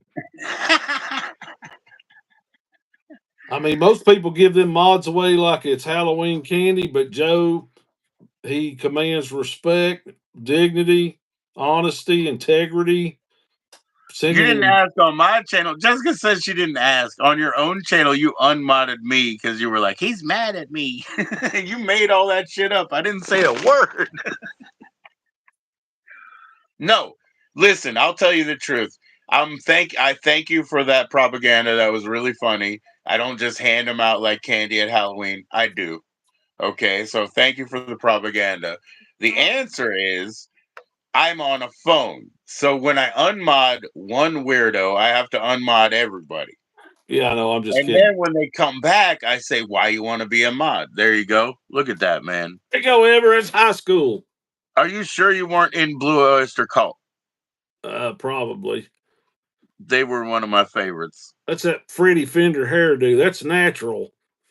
I see it. It's Jessica Ralston 211. Please, sir, please share that. I was a good kid, but I kept half of Mexico employed smoking weed in high school. I stayed stoned from the time I got up to the time I went to bed. Hey, man, at least you weren't employing Peru at that moment? No, it's all Mexican weed back then. Every now and then we get a little No, I mean Panama with the red. coke. I mean, like, at least you weren't in that. Well, I So, had the yeah, opportunity, but I just, in my neighborhood or whatever, growing up late 70s, or just being born late 70s, but understanding because my sisters were 10 and 12 years older than me. That's why I had this understanding. So I was a 70s kid, although I should have been an 80s kid, that people would have thought, oh, aren't you a 90s kid? I'm all of them. I'm all of them. But we had this weird thing, in DC, it's like harm reduction. It's not any amount. If you have a dime bag and you lose the quarter of it, it's legal. You can carry that. So I started smoking when I was 11 years old. I would bite the corner out of a dime bag to make sure that my pocket was legal. Paraphernalia was another thing, but whatever. That's just another thing to go through. So, Yeah, I mean, I smoked forever. It was just normal.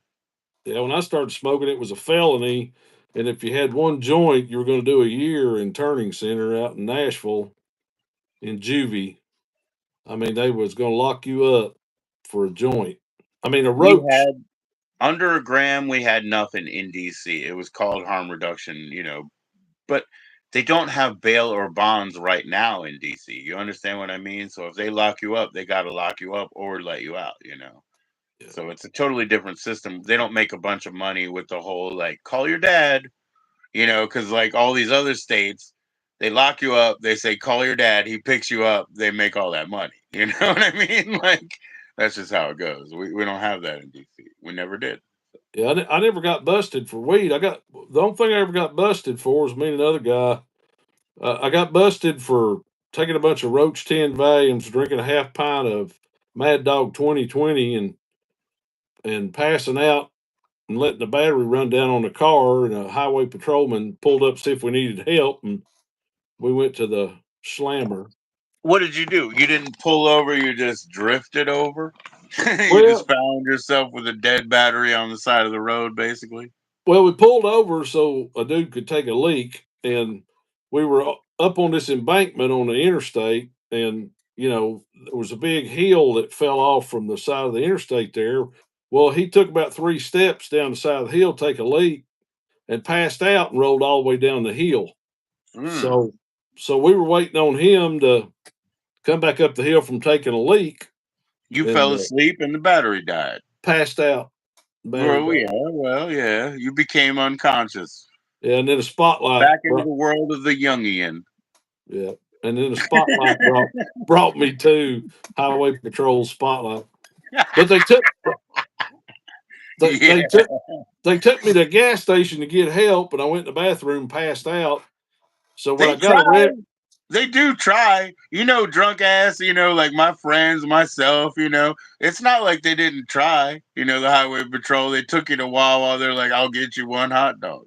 Well, I got to go to the bathroom first. You go to the bathroom, you end up with your head split open, and they're like, sir, I think I have to help you. yeah, And that's it. yeah. They Well, try. they called the city cops on me. I was passed out, and that's who arrested me. Actually, was the city cops.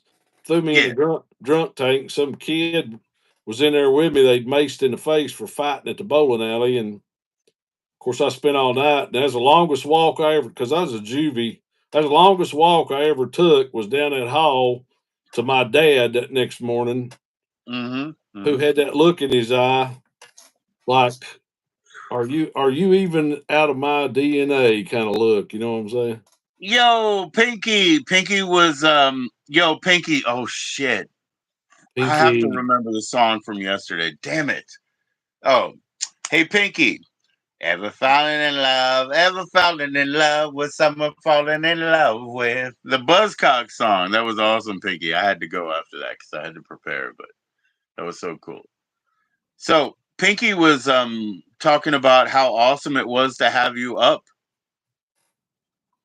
Oh well, thank you so much. Yeah, He actually thanked me for the content I was sharing, which was just hanging out with you, just to visit with you, which doesn't mean I made anything, but there you go, Pinky.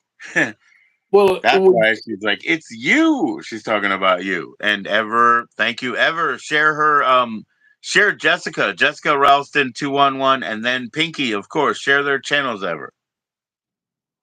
so Ever's not just a fluffer as a mod. He's actually doing more real work, isn't he?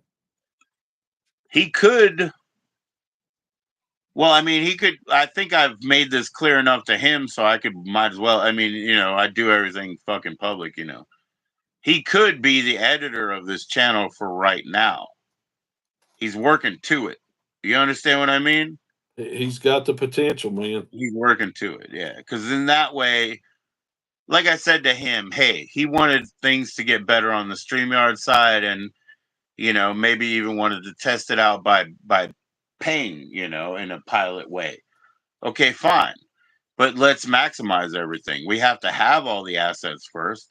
What's the point of paying? Oh, because you can get a banner, you can get a logo, you can get an intro, you can get an outro. Well, you better have all those things before you pay them, because otherwise you're paying for nothing. We Right. can wait, you know. So Ever is basically somebody who, because I know that I'm never going to keep this thing. This is not going to be me, you know. I have to give it to somebody. Yeah. Let the beatings begin. I have to give it to somebody.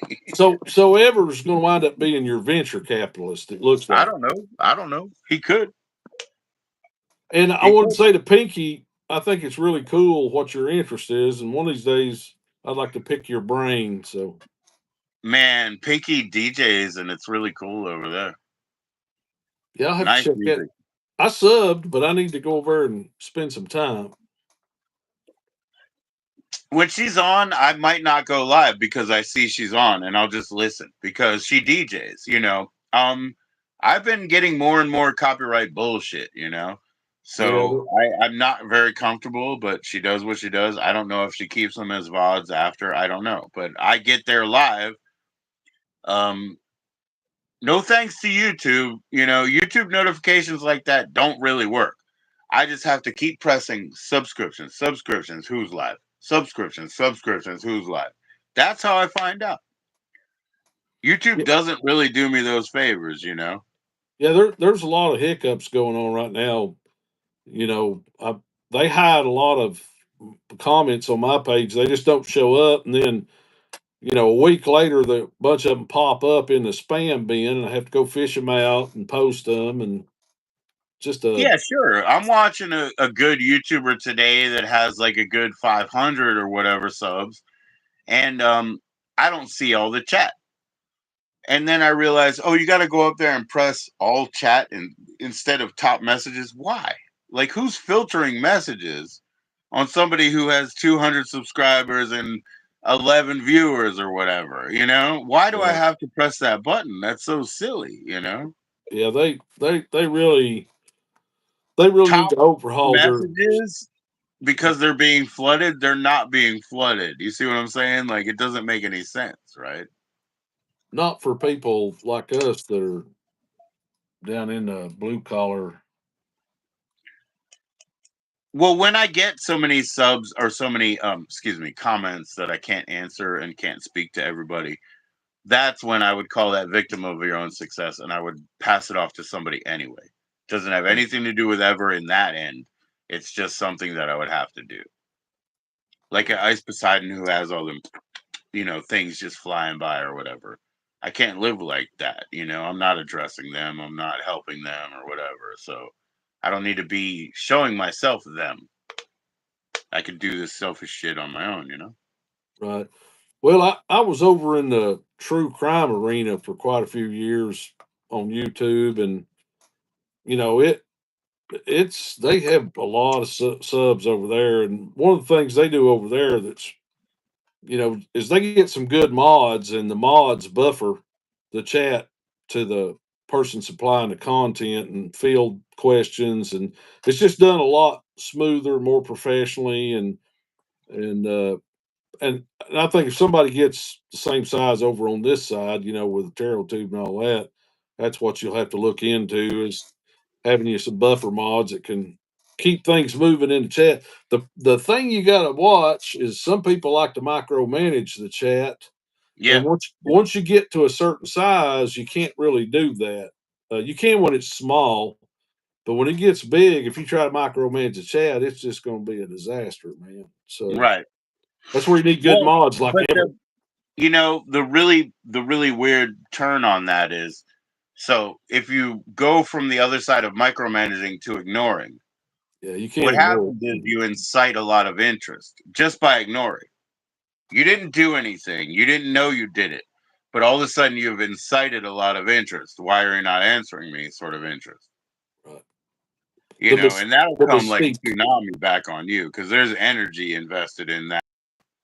You know, the denial of service in any way. There's a lot of energy behind that, you know. Right. Yeah, it's most people want to have fun in the chat. within reason, you know. And if they go to some place where they can't have a little fun in the chat and see their buddies and talk a little smack, you know, I mean, I've modded. I've about every channel I'm on. I'm a mod, and I've been a mod for ever since I've been on here, and I've modded for some people that you know got some decent numbers and all that, and it's different everywhere you go based on the content provider and the crowd Yeah, in the chat. But we all have different rules and different shows. Everything's different. Yeah. it My is. whole thing is just this. It's so simple. No punishment. If somebody comes up here and they're trolling, we've made friends out of trolls. There you go. We've bored the death out of trolls. We've got trolls to go home because they figured out how boring they were. Right. We can address this, and let me do it first. That's all. Don't Right. kick them out. Don't kick them out. Well, the only time as a mod, the only time I've ever put anybody out was if they're threatening people or they're talking derogatory to people, like talking about body parts and stuff like that. And Oh, I'll keep my finger on the button. I just might have to read it first. I might have to answer it direct. Because right, usually the answer is like, "Oh wow, is that offensive? I'm sorry. That's your dream. You're making that up. That's what you would love to see. That's what you're so sickened by that you're so hung up on. That's your dream. I'm so sorry we can't fulfill that for you right now." right. Yeah, but see, not everybody's as sharp as you are, Joe, that you mod for, and they go into panic mode meltdown, because I try to tell people that there's not really anything they can do to you in the chat. It's not like they're coming in there and lobbing a grenade in on the chat. It's they're trying to get attention, kind of like Ever when he wasn't a mod. You know what I'm saying? And so they're gonna try to stir things up. There's a guy that's on here that most of his subscribers are trolls, and he's okay with that because it keeps his numbers up. And I went over there and modded for a little while, and it was just like tending to a hornet's nest. So, did you drop out, Joe? Hello.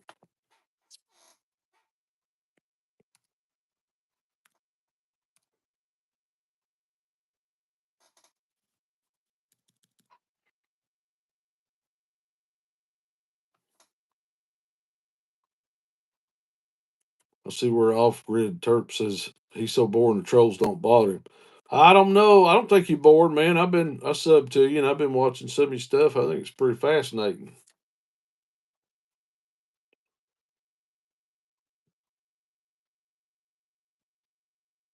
There he is. I'm not ignoring you. I'm not ignoring you. Oh, I knew you weren't. I just thought maybe that I dropped out or something. You said you're so boring the trolls won't bother you off grid. Jeez. Yeah, I find that hard to believe. Oh, you gotta take Miss Hazel out for a walk. Sharing Cosmics channel, thank you. Share Off Grid's channel. I don't know where Poppy Carl man, Matt is. He's gonna get he's gonna get the poster that I sent him, but also I was thinking about this. It's a hoax book. It's from my hoax books, but I was thinking about how inspirational this was to my psilocybin type journey that we're about to do right now. you know That sounds cool. yeah, we're ready. We need to get into the next phase of that. That sounds interesting. You're so boring the trolls don't bother you. Off grid, you have yourself blocked all around, you know what I mean? Like, they can't see you. I don't think I can tag you or anything. What happened with my mini Manson? I tagged him. Talk about trolling. What happened over there? I think him and Grady been busy here lately, man. I They hope keep, so, man. Yeah, no, I'm just kidding. Grady put one of those out. Grady wanted to talk to the lady that Minnie was with in Venice. yeah, I watched one of those interviews where she's talking about her family history and stuff. Yeah, her dad's a violinist. That's what she's always said. Minnie and I know her from German in Venice. He's really good, but he's been in Las Vegas. I think he just put out a video. I guess he's going to go back soon. I hope. But he used to actually have a shop out on the Venice boardwalk. Oh wow, that's cool. And she's always there. I think Grady. I think maybe he expressed it to me enough that he's kind of fascinated about people who already have money but they're still homeless. You know what I'm saying? Like maybe he's wondering why they still do that, because you have money but you choose to be homeless anyway. They probably like the lifestyle. A lot of people do it. I mean, I don't even question it. It's just like something that people do. You got to be fucking kidding me. You got to be kidding me. Would you look at how many views my Mini Manson How many? I short can't. got? I can't see it. Well, no, go look on your own computer. Look at my last short. I don't know what the fuck just happened. You blew up, Minnie? Joe. Congratulations, Minnie. Holy fucking shit. I thought something was wrong. I don't know, man. I look, by the way, guys, I never paid any fucking insider in YouTube. I don't have any special ins. If that's real, it just happened. Okay. Sorry. Let me see here. That fucking thing says I have 1,100 fucking views. Oh, I'm sure that's yeah. That's That's I'm not sure normal. That's not me. you're in the If my algorithm, brother. latest short has real 1,100 views. You're riding the algorithm wave. Hang on.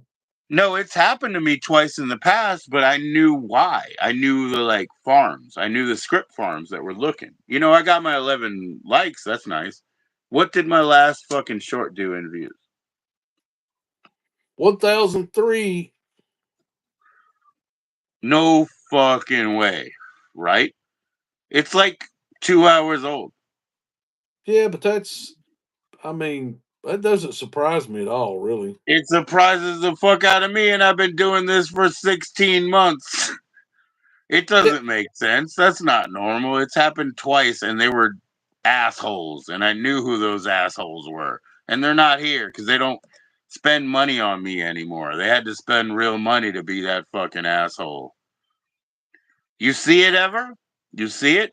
Look at my latest short ever. Look at how many views it has because it's tied to Minnie. It has nothing to do with me. You think that's what it is? It's tied to Minnie. Minnie has been silent because Minnie has been injured and sick. Did he And finally? Grady has been trying to. Did he finally get over his COVID? Yeah, he did. He's good. Yeah, That's he did good. a live yesterday, just walking back and forth. But he got like 52 views within the first hour. Not like this. Ever says he wants you to make a short about him, and he'll double it. Ever, you dummy. If you become an editor, you're supposed to make like 3 fucking shorts for me a week, 5 to 8 minutes. And Yeah, then I give you 2 lives. That's the trade. And I that's need 2 extra weeks. You agree? that's pretty Cool. good. Pretty I'll good pay deal, you in man. rupees. Rupees. 250 rupees a minute. I know it. I figured it out. He says he's going to put you in the Doom game. Yeah, yeah, yeah. Yeah, Wolfenstein. So when you going to do your psilocybin trip? Well, okay. So I had somebody who said he was going to visit me in the spring. He's not going to. So that's not what it's based on. I was thinking about 3 weeks ago, I needed to do it in 2 weeks. Too late. I need to pay my father something next week. So it can't be that week. So I think the beginning of. No, I'm not doing it in May. Uh, Beginning of June.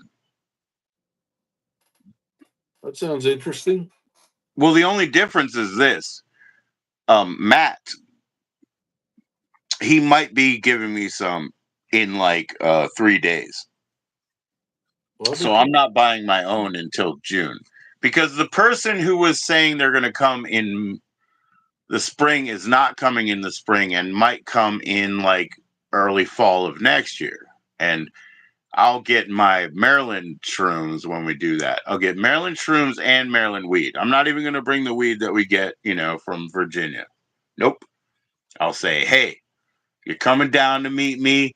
I'm not live streaming. You can live stream the whole fucking thing. I'm going to meet you in DC. I don't know how many Chick-fil-A's are in DC, but probably not many. I'll meet you at that one because that's where I go pick up my shrooms and outdoor weed from Maryland. And they're just the shit that I grew up with. And the weed that I grew up with, the soil that I grew up with, oh my gosh, isn't it that much different? Guess why? We weren't just in any random area. Pointer Ridge, man. Guess what they grew? The best tobacco of the old days. George Washington was smoking that shit, Oh the good shit. yeah, oh So I come from where they grew the good shit. yeah. I see. The Wow, Thomas Jefferson. that's pretty And cool, then you man. got the weirdos, the intelligence community, the mental health, the National Institute of Health, all those people. And they are the ones that need all the shrooms. So we've always had that in my part of Maryland. Everybody, they should make everybody in the country once they turn a certain age do shrooms. But what if it, hits, that sort of thing that you were talking about before, like if they're schizophrenic or whatever, it's not cool. It's not cool. Well, you'll have to volunteer to wear a straight jacket before you do it. Because it's inevitable, but it's not always inevitable. You can't lock me up for the crime I didn't do yet. That's my question. You know what I mean? Like, you can't lock me up for the crime. I'm pretty sure I will. But please Apparently, don't lock me up yet. apparently, apparently, you didn't watch Minority Report. Yeah, I know. I get it. I get it. That's Philip K. Dickey stuff, man. I mean, that's where we're going to wind up for. It's over with all this psychic development and We've AI, we've all this heard stuff. some pretty wild stuff right here where it sounded like industrial eugenics. Where the warning was if you have this child, it's going to have these severe diseases. No, it did not. And then the opposite side of, we don't see anything wrong, please proceed. And then something happened. And then, the other side of that. Well, the whole thing about genes is the, they they thought when they mapped the human genome that they'd have all the answers, and what they found out was they really don't, because once they started looking at the epigenetics, the your epigenome controls your genome, and what they found out was there's not as much influence of what's in the DNA as also what can happen because of what you're exposed to in your own life. You know, So the one of my band members from, way, way back, his father was one of the leaders in the Human Genome Project of NIH. And when they considered themselves halfway done, halfway done, we were in our first apartment. We were living together, so we had like their propaganda posters, uh, co-sponsored by the NIH, the Human Genome Project, now currently, 114 genome patterns mapped or whatever. We had all that stuff in our own like home. We had right? that closeness with it. They were Clinton friends. That's where those crew come from. They were like Hillary and Bill Deep. I have a Hillary signature actually. That's pretty I just cool, man. happened to because I was that close to that family. Right, that's pretty cool. Well, What's up, Dougie I'm Doug? one of these. I'm one of these people that science and maths always fascinated me, and that's why when it came time to get vaccine for COVID, it didn't bother me because I'd already done a bunch of research during the pandemic before they ever got the vaccines on. Because see that that's a genetic vaccine. That's an mRNA vaccine. The COVID vaccines are, except for the J&J. The Johnson and Johnson is a DNA vaccine, but it's So I'll those just I'll just call somebody out like Moderna. It's a RNA M vaccine, mRNA messenger. mRNA. Yeah, I Yeah, understand that. Yes. messenger RNA, and that's a genetic that's a genetically developed vaccine. I mean, what they did, they went in there and they took the virus and they looked at how it was structured, and they identified the uh, chemical that the virus used to get access to your cell. The spike protein is actually what it is. It's a protein, and so Right. when they say it's a messenger RNA virus, ribonucleic acid, when you get exposed, your ribosomes decode stuff that comes into your body. It's like a tape reader. And so when a virus invades your body, it sends out, you know, this stuff, and your ribosomes read it and they start generating code unless, your antibodies and all stuff attack it. So all the vaccines. Well, if your antibodies and all that attack it, that means they try to do counter code. So it's Right. really no different. Like one thing is either, accepting and accentuating, or one thing is trying to combat. Right. Who is But that up there with me? That's Cosmic Orphan. That's Brother Steve. Steven. Dougie Karen Doug. always says, Steven. So anyway, the whole risk about the virus initially was, before it went through a bunch of population, was that the human body never seen it before, so you weren't going to have any resistance to it. And I had 30 friends that died with COVID that I used to work with. 30 Okay. of them. Just I lost three people who directly died from COVID, as they said. You know what I mean? Three people. So I understand because, man, I mean, I was 45 and losing three people. Now you're 60 some. I mean, exponential, right? I hear you, bro. So yeah, Dougie Doug says, "Oh, cool, nice to meet you. That's nice to meet Steven, man. That's Cosmic Orphan right there." Cosmic Orphan does walkthroughs of tarot cards, and also everything else that he does in life. You'll have to explain that to Doug. I You'll just have try to take that on. I just try to stay out of jail. But the whole I'll tell you what, mRNA. though. I will say this. I sent off grid. Please answer me in the chat. I sent you a join-in link off grid. I would love for you to come up, because some of us have seen your little, your plants that are coming up, and some of us haven't. And it's Cosmic with a K, Doug, but respect, respect. Yeah, it's Cosmic Orphan, same. Thank you, sir. So Yeah, off grid, that's the only thing I'll say. Please let us know, right, Steve? Because it's yeah, okay to step down and let him come up. I'm So good. let us know, because I sent it to his email. Yeah, I've been on here way too long. Anyway, you need to spread the It's not love. about too no, it's not too long. It's like as long as everybody's happy, man. That's what it's all about. Everybody staying happy. He said, "Give So him you five." see how I have those so off grid's coming up in 5 minutes. Perfect. So you see how I have all those fake views on my latest short. You see how I did that? Mm-mm. Susan Wojcinski, I grabbed her up. You see what I did on YouTube? You can do that too. What's That's up, Smooth Keys? old smooth keys. Smooth Keys was playing March songs and pomp and circumstance because he's rehearsing for a graduation. That's what he did on Tuesday. I feel like I haven't been here, but guess what? That was 3 days ago. So we've been here. We've been here, bro. That's awesome, man. Well, let me get off And here so you can get ready for off grid. off grid, he said he's got 5 minutes. I guess he'll be up. Oh, Uh, Steve, when you get back in the chat, at least, and share your joining link, okay? Okay, So brother. it's Cosmic Orphan with a K. I appreciate you, Joe. Thank you, brother. Thank you, man. See Thank you, you, man. brother. See you soon. Uh, All right. There you go.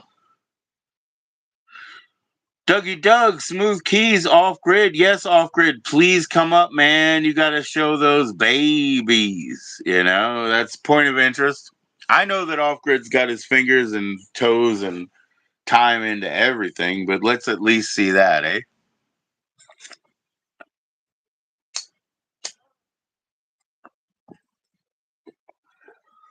Cheers, everybody.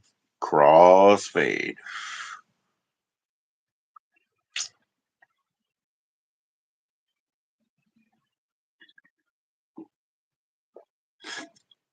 All right, I'm gonna go back through my purchases. Candyland of, let's see, purchases.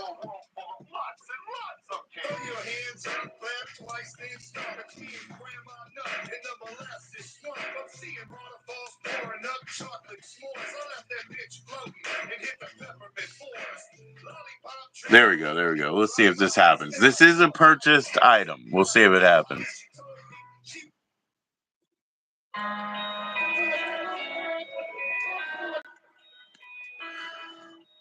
You're about to puja. Okay, man. Respect to you, bro. I puja too, man. I puja too. Cool. I like being vegetarian, man. It feels good, bro. I do. I don't care. There's no God against me eating meats and them things, but I love being vegetarian. It's good. But you know what? At the same time,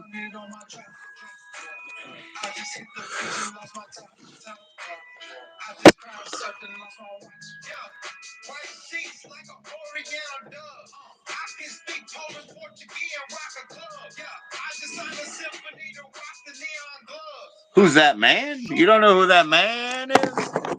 Woo! That's Joe Bruce Lee, man. Shit.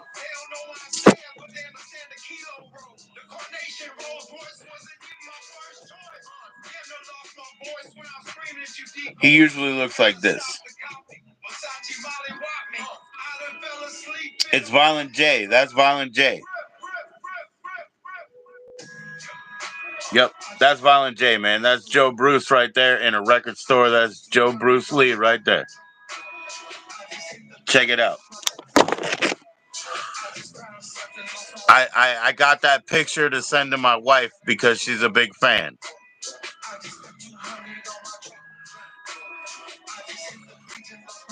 Well, I hope Off Grid comes up, man.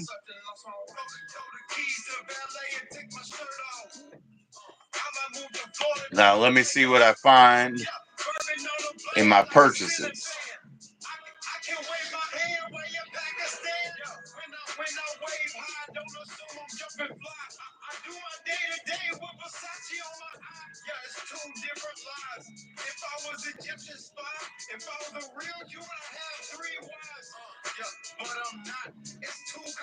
There we go. There we go. I'm gonna get into. Yo, thank you. At least, I mean, it was my ask. It was my ask for you to share, your link and stuff. So that's all on me, brother. That's all on me.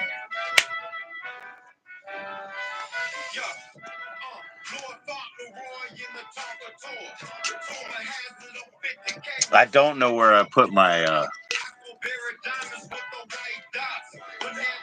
proper ashtray, bro. Hopefully you come up Off Grid, man. Show us what you got, man. Haven't had Off Grid up here, bro. That's what I'm talking about. Come on up Off Grid, I swear, man.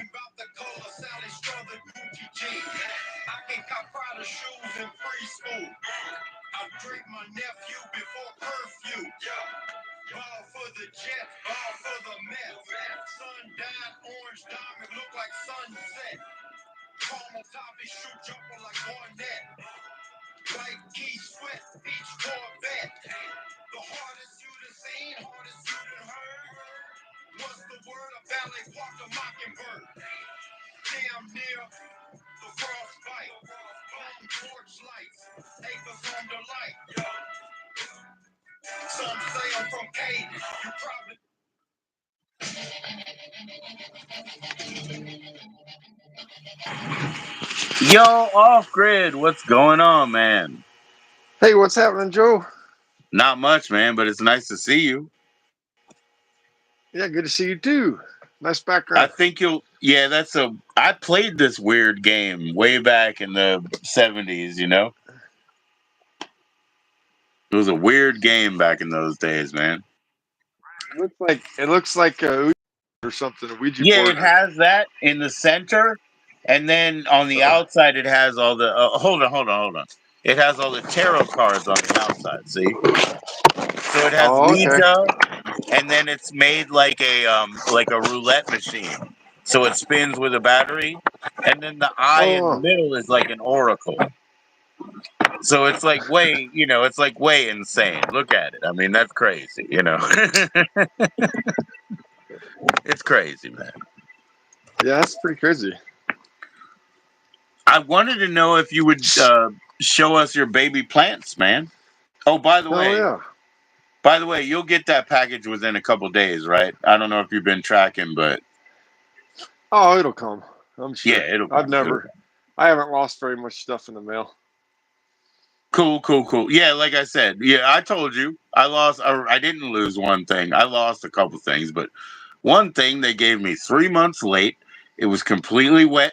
They wrapped it in plastic, and like you said, was it molded? Oh yeah, it was molded. It was absolute garbage. It smelled That's like what a you corpse, said. man. Just garbage. Yeah. Yep, and I've Nice. been in homes. I've been gutting out homes where there was a corpse. Same smell. Same smell. Oh no. Gotta find a lighter so I can take a Coke. Yo, Somehow I Ever, lost my lighter.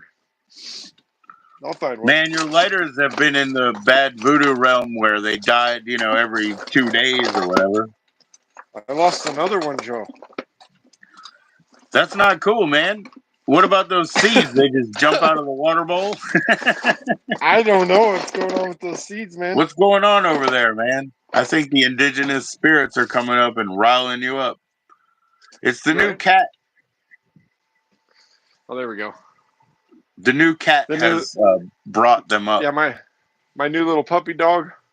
Yeah. Yeah, this is Jean. This is Jean. Jean's a little golden retriever. Oh We've my. had her. We've had her for 15 days. She's a good girl. Hi, Jean. How Hey, do you spell that? Jean. Jean? Yeah. Right on. Cheers, Jean.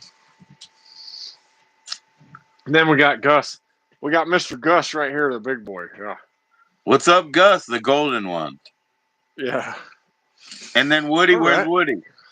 Woody was just eating. Oh, he's waiting right here. He's right here. Check him. Okay. Oh, he went and hid. He's over here. He hides over here. Right on. Hey, what's up? Aw, that's so sweet. Man, can you show Heck them yeah. this? I mean, it's mostly like Star Wars garden you got going on, right? Oh, some of it. Yeah, let's look. Let's take a look. We talk about some healthy seedlings. All right, these ones are just brand new in the last few days. Let's see. They're stretching real hard because I need to get them outside, but I can't because it's too cold. They're looking for light. Yeah, they're looking for light. Yeah. All right, this is a They call bulbous. they call it getting leggy, right? When they're looking for light and they have to stretch up real high. Oh yeah, yeah. This is a bulbous fate right here. Bubbles Right, fake. and then this is a crimson burst, little baby, Right on. and a moon magic, and we got a what's this one? This is Kylo Ren. There's one of your Star Wars. That's healthy. That's healthy Lance. right there. Right. And then we got this one's brand new, just yesterday, I think. It's another Crimson Burst. Just a bit of a hook right there. Right. Hello. And then we got some of the little bit older ones, Moon Magic. Oh, there you go. And Twizzberries. And There then we you got go, man. we got a Kylo Ren, a little bit bigger Kylo. And then the cat got after some of these. Yep. Let's see. Yeah, I see the This chopped one off is ends there. Yeah, not pointy anymore. That's another Kylo. And then this is another Moon Magic that the cat got after. Wow. And then this one's hurt bad too, but it's still growing good. Yeah. I think this is a Boba's Fate. Boba's Oh, Fate. wow. Yeah, the cat munched on it real good. But they're coming along. And then this is a Kylo Ren. Oh, wow. Those were planted in March on the full moon. Those older ones. There you go. Let's That's see. And we awesome. got right here Jabba the Hutt. This is Jabba. I planted Right. 4 of them. And this second one just popped up today while I was out working on my car. I came back in and I had another plant. Okay. It's like, so that was exciting. And then, so those other Kylo Rens are Kylo F3 from Twisted Roots. And he sent me Kylo number 6 to grow. Right. So, but so far it hasn't popped. I had None of planted them. None of them planted pop. 4 seeds and nothing. I planted them at the same time as the Jabba, so they should be coming up at any time now. And then I got these little ones. This is the Truth Times Chronic. It's germinated inside the soil, just hasn't popped up yet. Right. And I got several more of them in that stage that I replanted. Another Crimson Burst, another Twisberry. So when you have, when you have such a harvest off of that, right? I mean, it can't all go to you. I'm not exactly asking you where it goes, but do you have that pipelined out? Like, do you No. know where it's going? No, I just smoke it. I got big fat That's what I'm sacks. saying. Like, it can't all go to you at this point, Here go Joe. This is I one of know, my man. I little. got a bag like that too, man. I got a half pea right here, but and I don't grow shit, and I still have a half pea. But that's not what I'm saying. What I'm saying is, you might have Right, you might have 16 pea. I did have. Yeah. I did have. I've still got more than 10.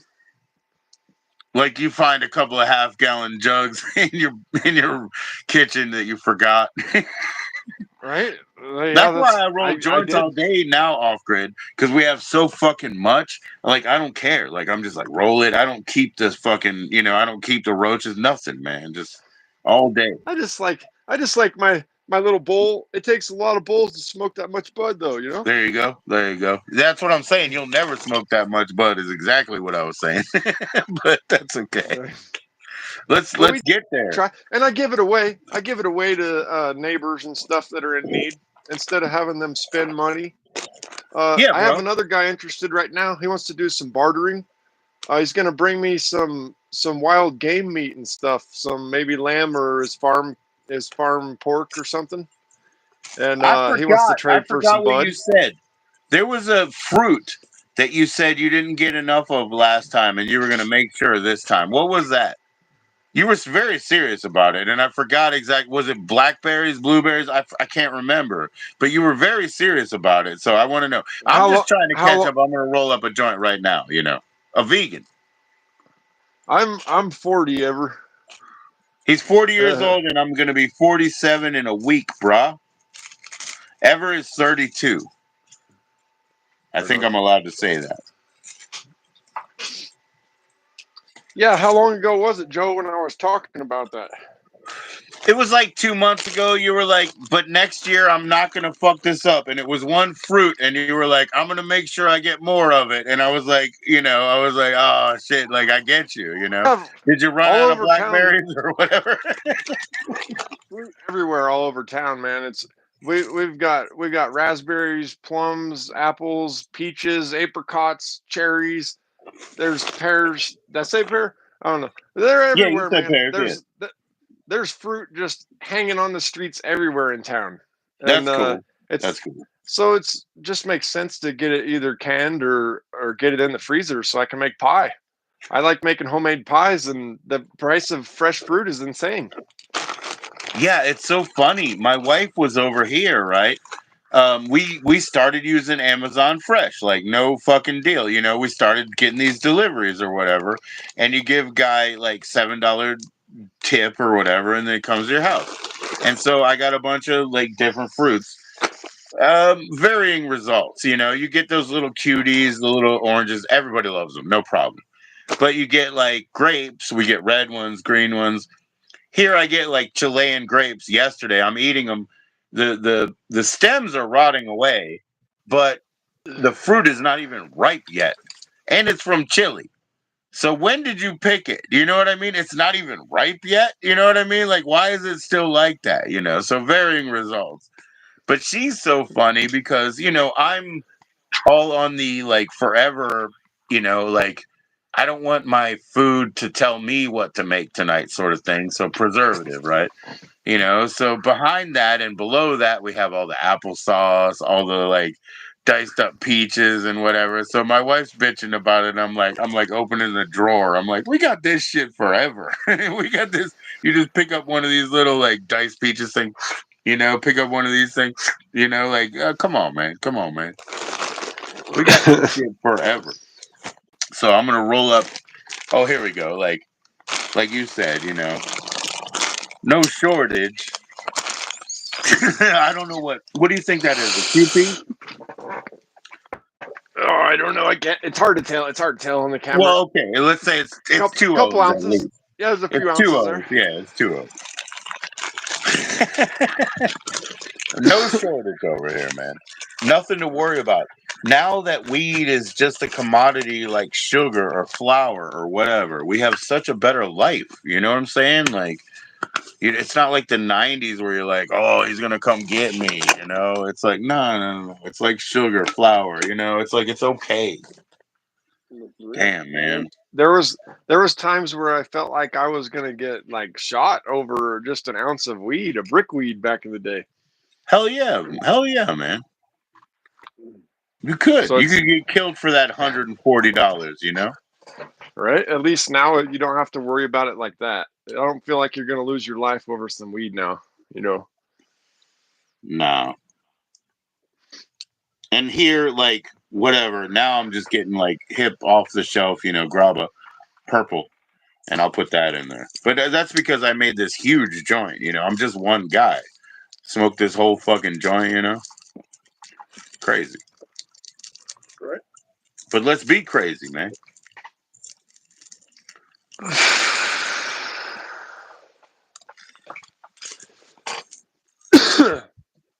Yeah, so I sent you a couple more like kind of weird, you know, like wild movies like I did with Summer of Sam, and I know you watched that. What did you really think about that? I watched Summer of Sam 2 nights in a row to make sure that I got it really good. Because the first Okay. time I wasn't sure that I understood the movie the right way. And Right. I totally watched it again, and it really is not about the killer. Like it's No. not really about the killer. The movie is so much not about the killer. It's It's about really the about just burgeoning 80s. It's about yeah, how the 80s came into birth and how it was so foreign to the rest of the world that it was hurtful. It mhm. hurt growing pains. It was about growing pains within the country. You know what I mean? Yeah, it was a lot going on there. Yep, for sure. Pretty wild story, man. But yeah, I sent a couple others that hopefully are challenging like that. Yeah, Fright Night was really fun. I didn't really think it was awesome until I got to like the last half hour where they Right. started taking them out, and then all of a sudden like the crypt keeper or whatever helper guy, he like they got him and he all melted and bubbled and like bubbly goo all over the floor. It was awesome. Right, It right, was like it's like they just showed his hand like with his shirt on, and then all of a sudden his hand just goes all bubbly. I was like, right. that's Right, right. awesome. I really liked the effect. I laughed my ass off. It was Yeah. so like If you watch that director Tom Holland, right? The thing is he essentially makes kids movies, right? And all so right. even Fright Night is a kids movie. He got older people to play kids, but remember, like the adults would never listen to them or understand what was going on. So he basically makes kids movies, and they're pretty cool. You know, they're pretty cool. Yeah, He I did enjoyed that Monster one. Squad. I think you should watch Monster Squad. Tom Holland. All right. Monster Squad is like it's a high school club that's into, you know, monster movies and shit like that, you know. But then they come into contact with basically like the universal monsters like Frankenstein and Wolfman and, you know, stuff like that. Yeah. I found the new place to get VHS, Joe. There Oh yeah, it's tell me the about it. it's the game store here in town. There's like a local little game store. It's called Popolo's. Right. And Yeah, so this guy, he probably had like 800 VHS, and they're like in piles and stuff, just like I like them, in a mess, like in a huge pile. Right. And you know, his price is fair. It's $1 a tape, and he has a lot of tapes that I haven't seen other places. So I'm like, Oh, that's fair. $1. Yes. Get them. Get everything that's $1, man. That's nothing. You know what I mean? He had quite a few original releases too at this You should place. definitely get into that. Yeah. That's cool, man. I already had the movie Silverado with Kevin Kline and Kevin Costner and whoever else is in that movie. Yes, sir. Let's see. It's Danny Glover and Jeff Goldblum and Linda Hunt in here with them. But Right. I had this version right here. This is a re-release, Western Classics, right? Right. Kind of a newer release. But I found this older RCA. Oh, that's a rental. Yeah. Right? It's still in the plastic. Oh, yeah. I like have one of those for sure.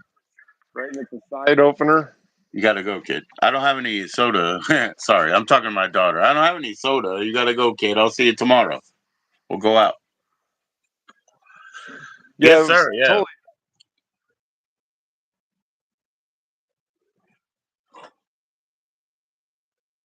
$17. Yeah. It's fun. I like finding old tapes. They're fun. Side openers and, you know. Yeah, that all was the weird that ones. one was folded all the way around. I think the Fright Night I sent you was like that, right? Yeah, it was. Yeah, it's a side opener. I'm sending you one of the textured ones. It's the breeders. So it's one of the ones that has like the vacuum form texture. Yeah, there you go. Yeah, that's so old. Look how faded it is in the front. It might have been in the window. See that? It was from a rental store, but see how faded it is? Trying to show it off, yeah. No, it's awesome. Yeah, but I mean, obviously it's seen some sunlight, you know what I mean? Yeah, I've got several like that, you know, that people were like proud of them, so they're to keep it displayed. They saw a lot of sun. Right. Must not have been too many curtains in these video stores. No, there never was. No, because you have to get people in from the front. You never put a curtain in a video store, you know? You have to get people in from the front, you know? Uh-huh.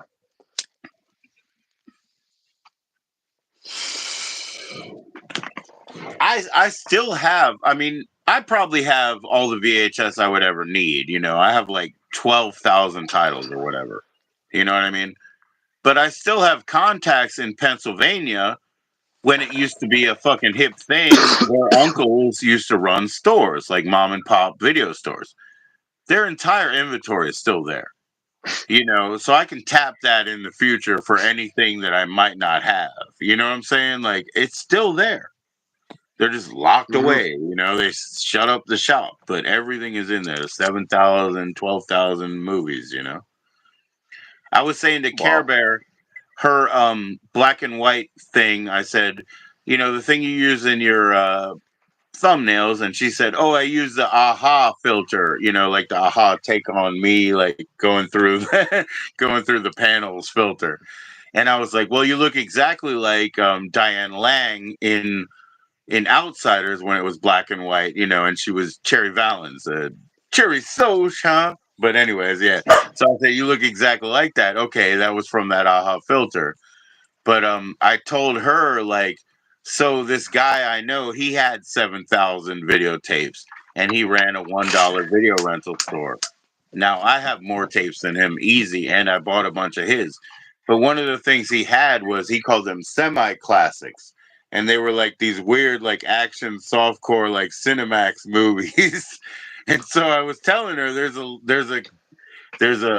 Diane Lang one, and it's called Lady Beware, and it's actually killer. You know, it's obviously one of these Cinemax like salacious films, you know, but at the same time, it's like the whole like murder mystery and thriller aspect. It's a killer movie, you know. Mm-hmm. You never know where you'll find that fucking quality, and that's why all the indies were cool because they put out anything, and every I once found in a a while, couple of HBO movies so Yeah. far. Like Thorn HBO, like because that again, like Canon was in Thorn HBO EMI. These are great movies, you know. Yeah, I can't even remember where it is. Even like well, I mean, like I said, like my let's say first Terminator would be a Thorn EMI.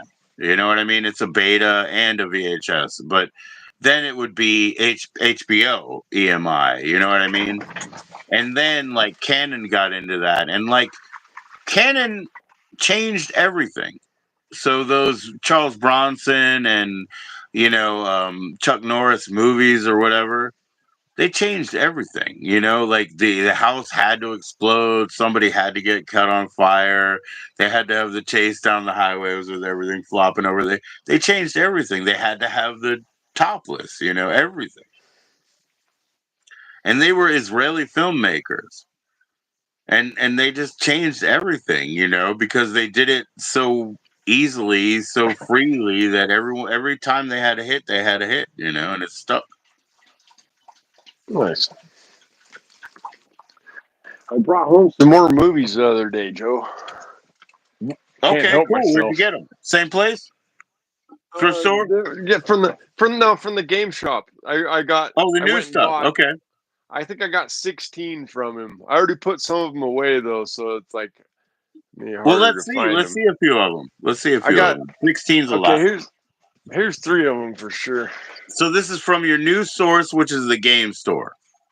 Yeah, it's a Where? game What do they store, but it's sell? piles.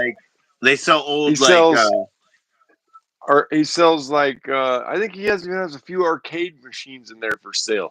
But there's like Atari, Nintendo, Super Nintendo, Sega. He's got all the games, man. But what about like N64 on up. GameCube little discs and stuff? He sells stuff like that, right? And PlayStation Yeah, 1 and he's got all the games, man. Like right on, all the right way on. back, like all kinds of games.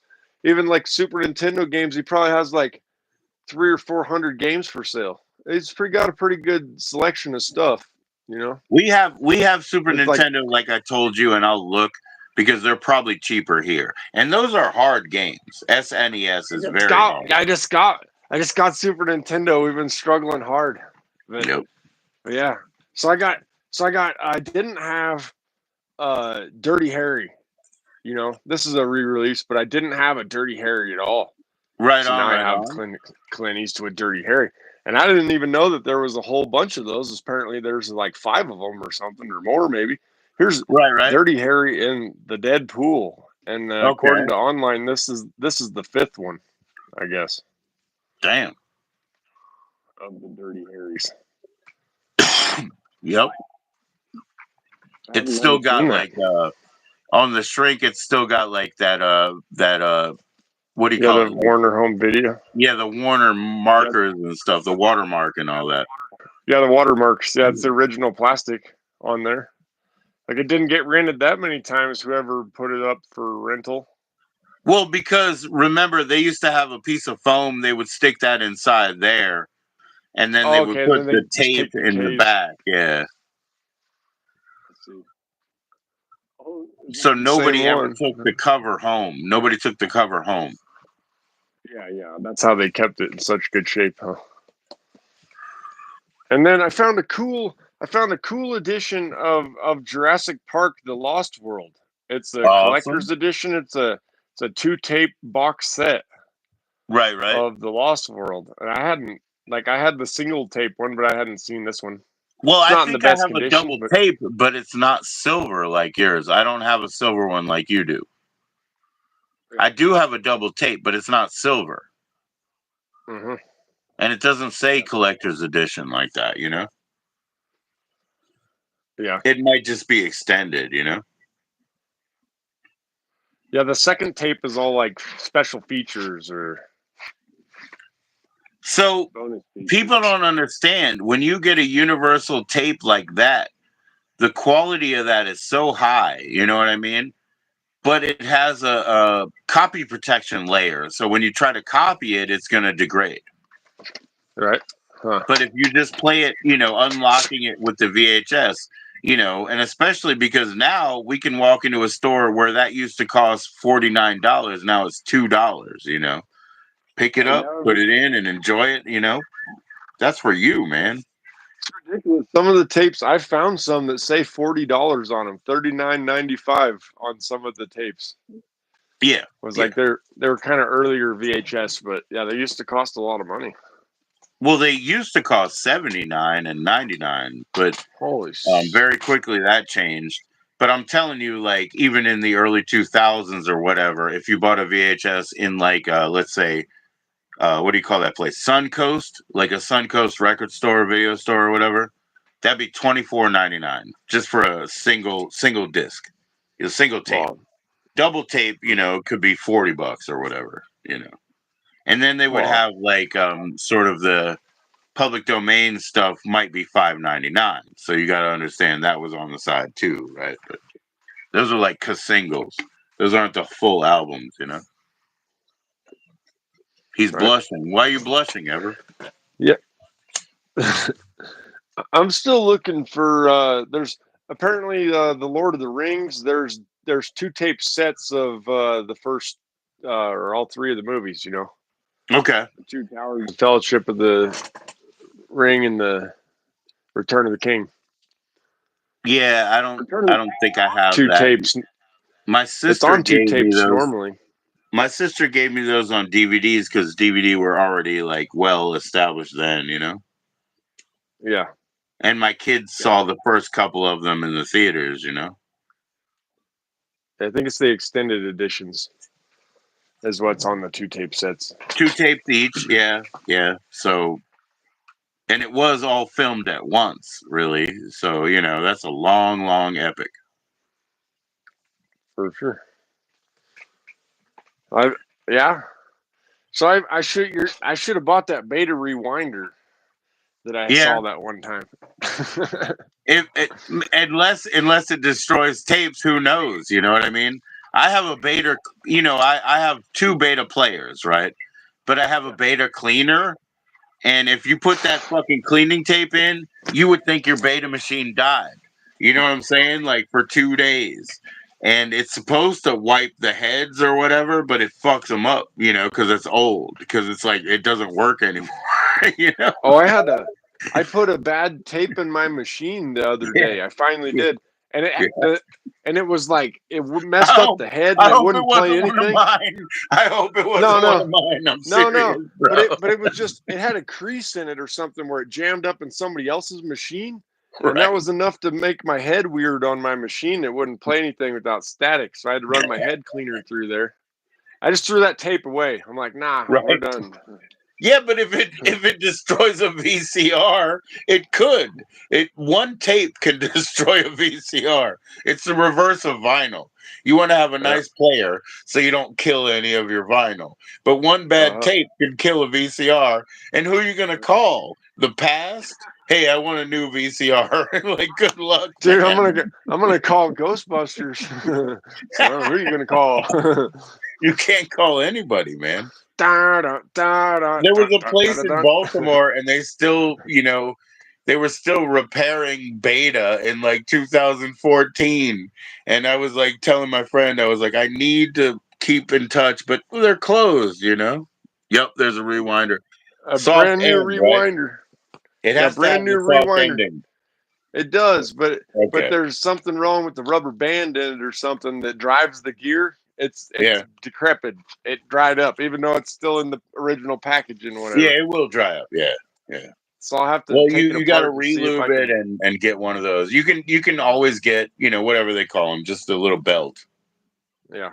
Just like a vacuum cleaner, it's not that much different. Just take your time, you'll do it. I'll see what's in there. Yeah, the car, I got it back together. The timing, Joe, it's not all the way back together, but I got the timing bit of it done.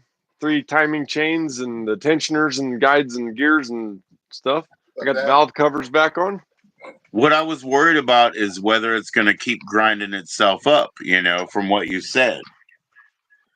That's that's we're going to find out. Yeah, we're going to find out, but I cleaned up the timing. Here we go. This is the timing cover. Oh my gosh. Okay. I painted it like 7 years ago or something, so I cleaned this up so it's ready to go back on. Oh wow. You know, Looks good. that's pretty clean for a car with 330,000 miles. Huh?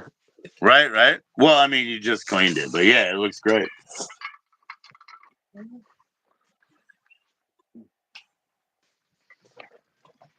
It's over there on the way to the bathroom, I believe, sir.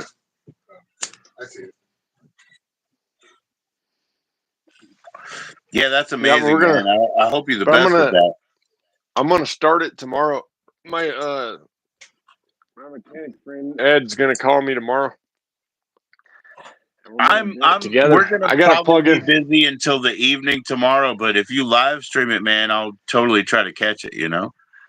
Run it with no water pump, no timing cover, no radiator, nothing on the front. I'm gonna see the timing chains while it's running. Wow, okay. Where's some protection, man? Yeah. You better, man. Yeah, You that's better. that's he wants me to do that in case something else is matter, then I won't have to go through even more work, to take it apart farther. Right on. I think everything's gonna be good, Joe. It really feels like once I got the chains lined up and the cams lined up and everything, it really got hard to turn the crank. It's making good compression. I'm like, Right. and I didn't hear any weird noises, so we'll see what happens when we fire it up. All I got left to do is plug in the injectors and hook up the fuel line and hook up the cam sensor. Like, not too many things left to hook up. Nah, man, I don't doubt you at all. Let's see. How will a condom help? I mean, it's just a gasket. It's just a gasket.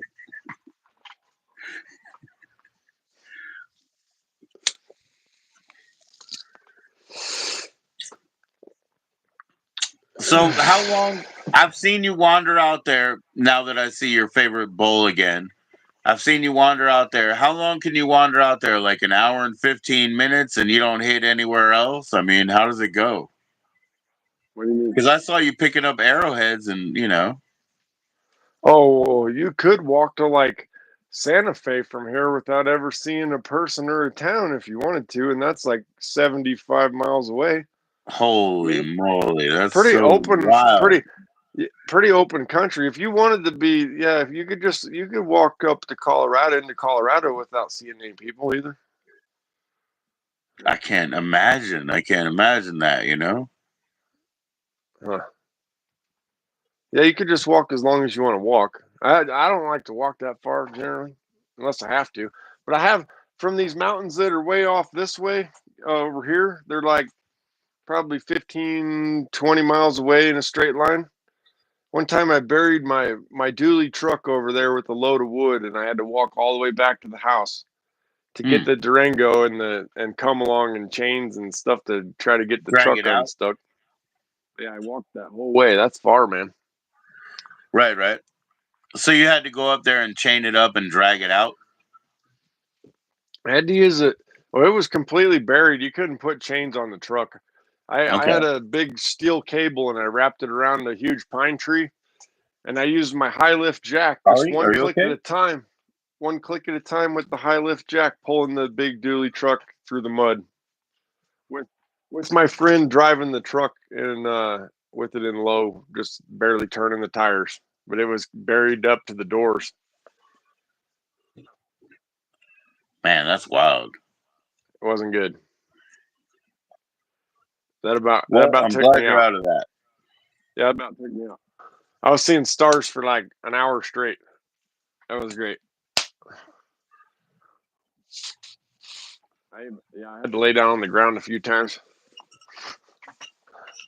Makes you want a big winch, a great big winch, Yeah. Yeah, I've done cranes. I've done, front end loaders, in all the different capacities, any kind of forks or any kind of buckets or whatever. I've done all that. And even like the little ones like a bobcat and stuff. But I've never used a winch like in the back of a truck or whatever. I've never been in charge. I've been in charge of dump trucks, you know, but I've never been in charge of a winch pulling something, you know, Yeah, it pulling would something, I have guess, been this way, right? Like that's the whole idea. it would have been $1,000 tow for sure for them to come pull me out of there. Yeah, So I yeah. decided to not do that. Tried not to do that, and then got away with it barely. And I didn't have to get rid of the firewood either. I was thinking about unloading all the wood because there was more than 2 cords of wood piled in the truck while it was buried. But Right. we kept the wood and got out of there. Oh yeah, man. Wood is gold, man. Wood is gold, especially now, right? Wood's very expensive. Gold is gold. Did you see gold over $3,000 an ounce? We don't need gold though, as much as we need wood. I mean, computer makers might need gold, right? Right. Yeah, certain reasons. Yeah. Other But than not it's you or shiny. I. We don't need gold. Well, people like shiny things. You Yeah, know? yeah. Well, you know, since that's already a deception, we can deceive them cheaper. That's all I can For say sure. right now. I'm getting tired off grid because my Oh, yeah. mind's blown because it's finally happened. My whole ruse, the whole way that I was gonna take over YouTube and get 1,000 views on a Mini Manson video, I've already done it, and so all that's left to do now, it's like. He's like, no, I'm telling you, so here's how these viral videos work. Once you finally get one, you just have to respond and heart and like every comment, Joe, that people give you, and it'll Right. keep the video going. All this, I went to bed one night with a video that I thought was going crazy, and it had like the views like yours has right now. And I woke up in the morning and it had like 9 or 10,000 views. I was like, oh, it just kept rolling all night. You know, the likes and the whatever, the sharing and the. What do you It's got just there? more Mini Manson art. That's all. Oh, okay, right. We'll keep it going. We'll keep it going, man. We'll keep it going. Hell yeah. No, that's crazy, man. You Yeah. know, that's crazy stuff. So that happened, and I'll follow your advice. I got you. I think it helped. I think it really does help. You know, but No, of course. it's all about the number of comments and stuff in the first several like minutes after posting it. It's like how It many is. It likes is and about. comments. It's about it happening right. It's about it happening right away. It really is. Yeah. Like you have to have it happen, you know, in the first few minutes. That's why I tell everybody tune in and watch the first few minutes, you know, and comment and like or whatever, because that is where it happens. It's all like, oh my gosh, what's going on? Like that's how the algorithm works. It's like everybody's looking at this all of a sudden. It's Right. only a few people, but it's just on time, you know? Yeah.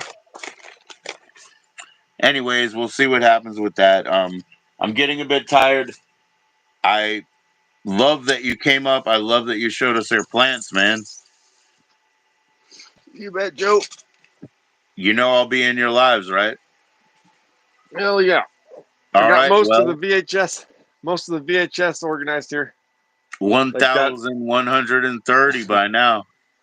Yeah. Well, like 1,040 maybe. There All you right, go. Joe. Okay, 1,040. Well, you got a couple more coming in a couple of days, bro. Take care, Off There you Grid. go. Keep being into everything. We'll tune in and we'll find out. All right. See you guys.